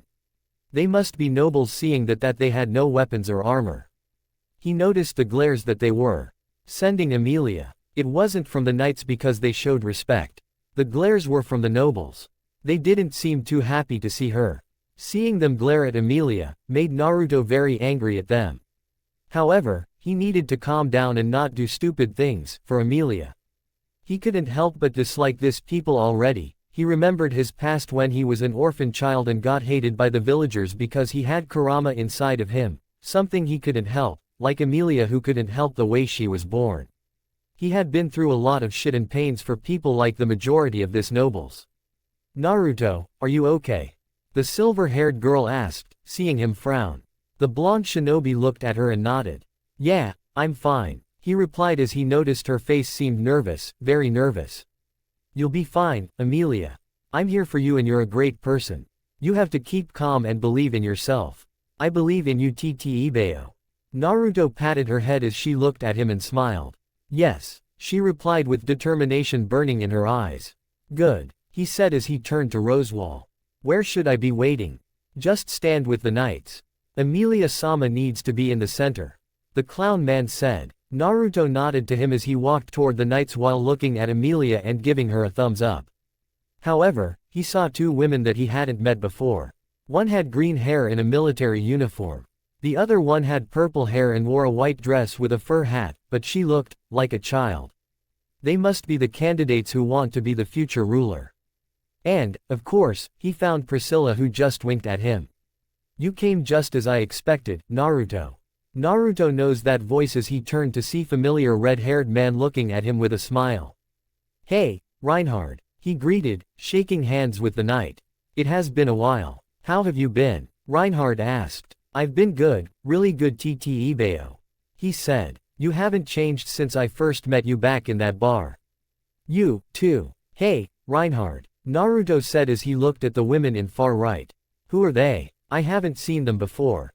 That woman in white dress named Anastasia Hoshin. If you see the girl in military dress, her name is Crush Karsten. And them? Naruto asked, pointing to some old guys in chairs that were visible to everyone. Oh, those are the members of the Sage Council, they rule the country since there's no king. Naruto nodded to him and continued to look at the 4 candidates. So, they're all here because they were candidates to take the position of King of Lugnica. This looks very familiar to a Hokage meeting or voting to choose one person who could be the leader of the village. Everyone in attendance. A loud and strong voice surprised Naruto as he looked at the large man in knight armor with green hair. His voice silenced everyone and all focus was now on him. Now, if I may be so forward, I, Marcos, leader of the Royal Knights, will direct today's proceedings. It all happened about half a year ago, when members of the royal family, starting with the king, went into hiding, one by one, causing. Listen, Anastasia interrupted him. I get that you wanna talk up a good show here, but I'm busy, you know. As we say in Kuraragi, time is money. You're kidding, Naruto asked. Evidently, everyone in Western Kuraragi speaks that way. Al said. I'm sorry, Anastasia-sama, but the last candidate still hasn't arrived, Marcos said. The last candidate? I thought there were only 4 of them. Naruto wondered. Currently, there are only 4 candidates. The royal selection hasn't even begun. But today, history is set in motion. Reinhard said with conviction. I call the knight Reinhard van Astria to the front. Was the call of Marcos, to which Reinhard obliged with a resounding yes. Walking to the center of the building just behind the candidates, Reinhard bowed to the old men in the chairs. Honorable members of the council, I, Reinhard van Astria, wish to report the success of my mission. The 5th and last candidate to the throne of Lugnica was finally found. The last candidate has finally arrived. The knights guarding the door yelled as if on cue. The doors leading the throne room opened and everyone's attention was directed immediately towards them. Naruto turned to the door and narrowed his eyes to look better. He saw a light yellow dress with black, inside it was a girl that was shorter than Anastasia. The girl looks very familiar to him because she had golden hair and red eyes. Are you kidding me? Is this for real? He thought with a shocked look as he found that the girl was Felt. He was quite surprised that she's in the royal selection and became a candidate. Then, he looked at Reinhard that bowed to Felt. Felt-sama, thank you for gracing us with your presence. The red-haired knight said with his ever-present charming smile. Reinhard, Felt said gently with a smile as she approached him with the grace one would expect of a noble. Wow, Naruto was quite surprised at her personality change since he remembered her old self back from the first day he landed on this world. He had to applaud Reinhard for doing such a great job with her, and you bastard, Felt said with an angry expression as she suddenly launched a kick to Reinhard's face, but he blocked her attack with ease. What do you think you're doing, bringing me to a place like this? What's with these clothes? Never mind, Felt hasn't changed at all. Though, perhaps it was for the better that her personality remained like that. You surprised me, what's brought on such behavior? Reinhard asked sadly as he put her leg down gently. Don't block my kick and ask me like nothing happened. I've had just about all I can take. Felt said. Does the dress not suit your taste? It looks lovely on you. He said. Felt seemed taken aback by that comment and actually blushed to the praise. Really no, wait. Only to explode in anger once more. Don't you feel ashamed of yourself as a knight, kidnapping and imprisoning someone? Felt seemed ready to burst a vein.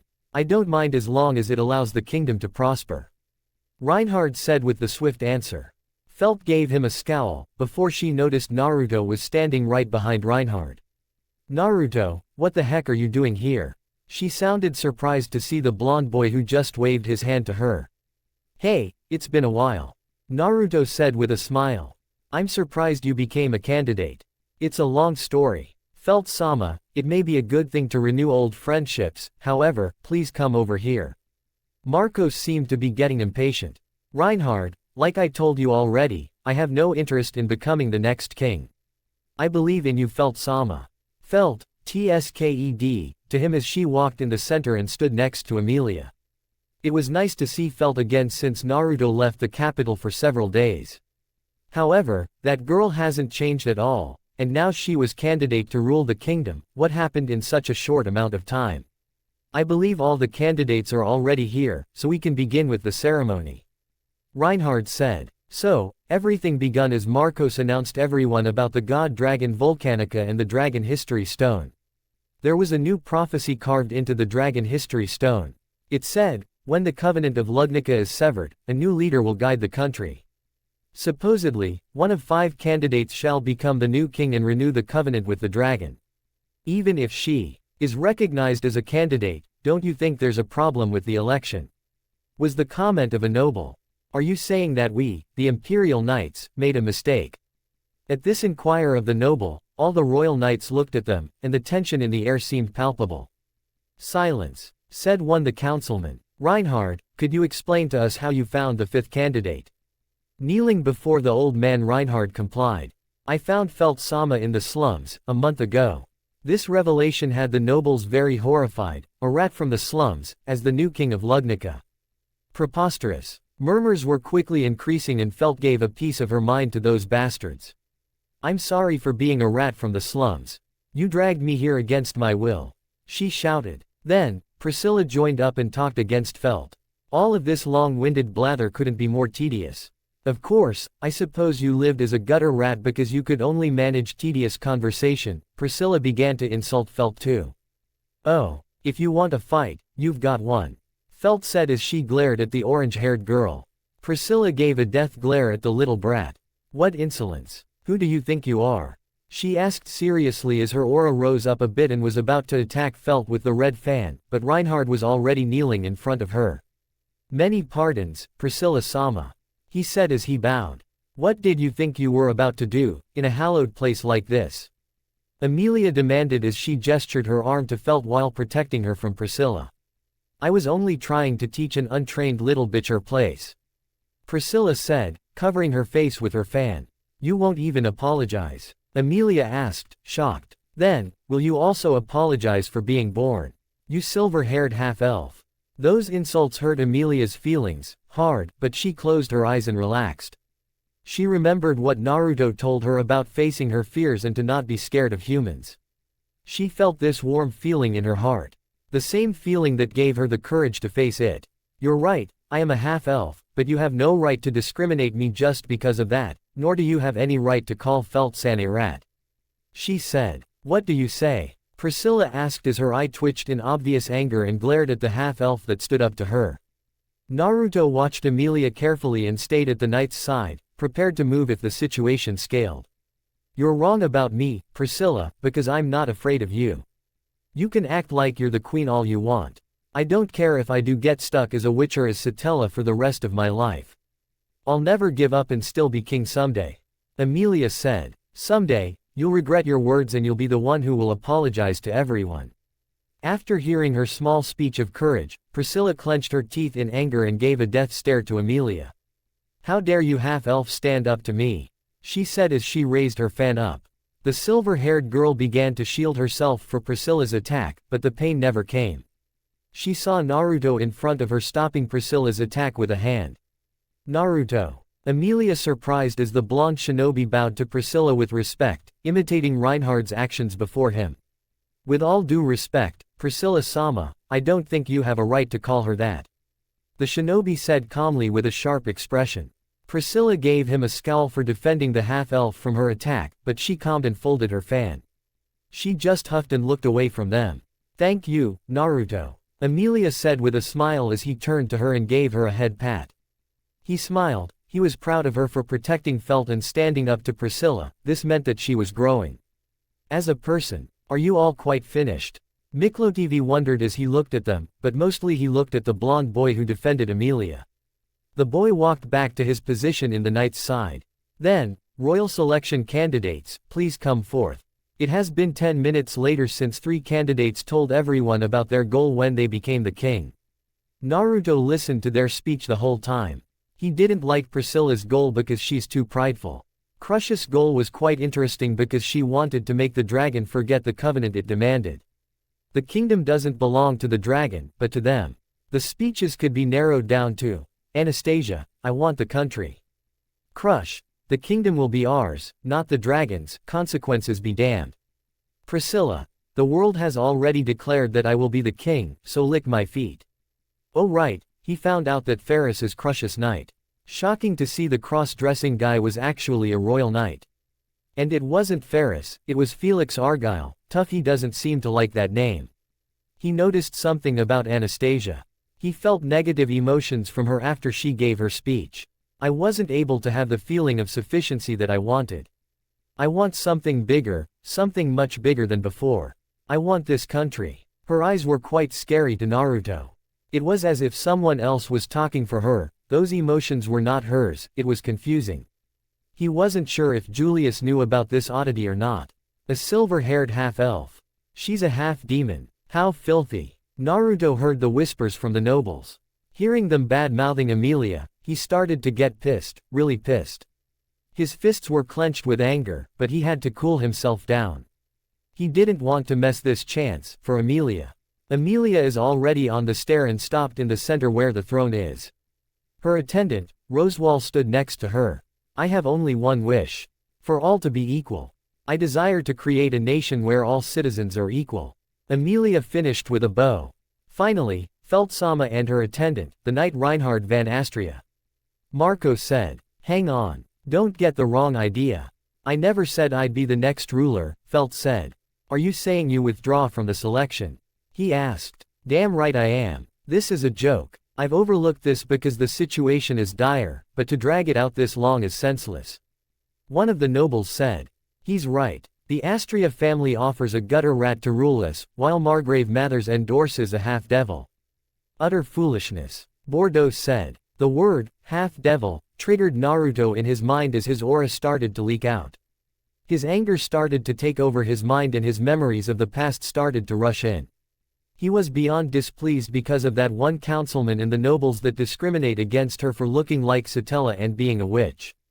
Emilia is a sweet and nice person and she had no connection with the witch they keep comparing her to. That silver-haired half-devil matches the jealous witch's appearance, as described for generations. Why do you not realize that even allowing her in the throne room is dreadful? Filthy woman, Bordeaux gasped as he felt the disturbance in the air. Not only him, but everyone could feel the aura too. Nasty. Terrible. Evil. Toxic. The aura silenced everyone and got them scared really hard.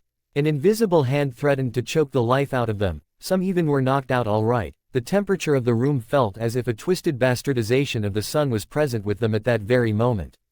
Emilia felt it too, but she managed to stand up and find the person who had that aura. She looked at the knight's side.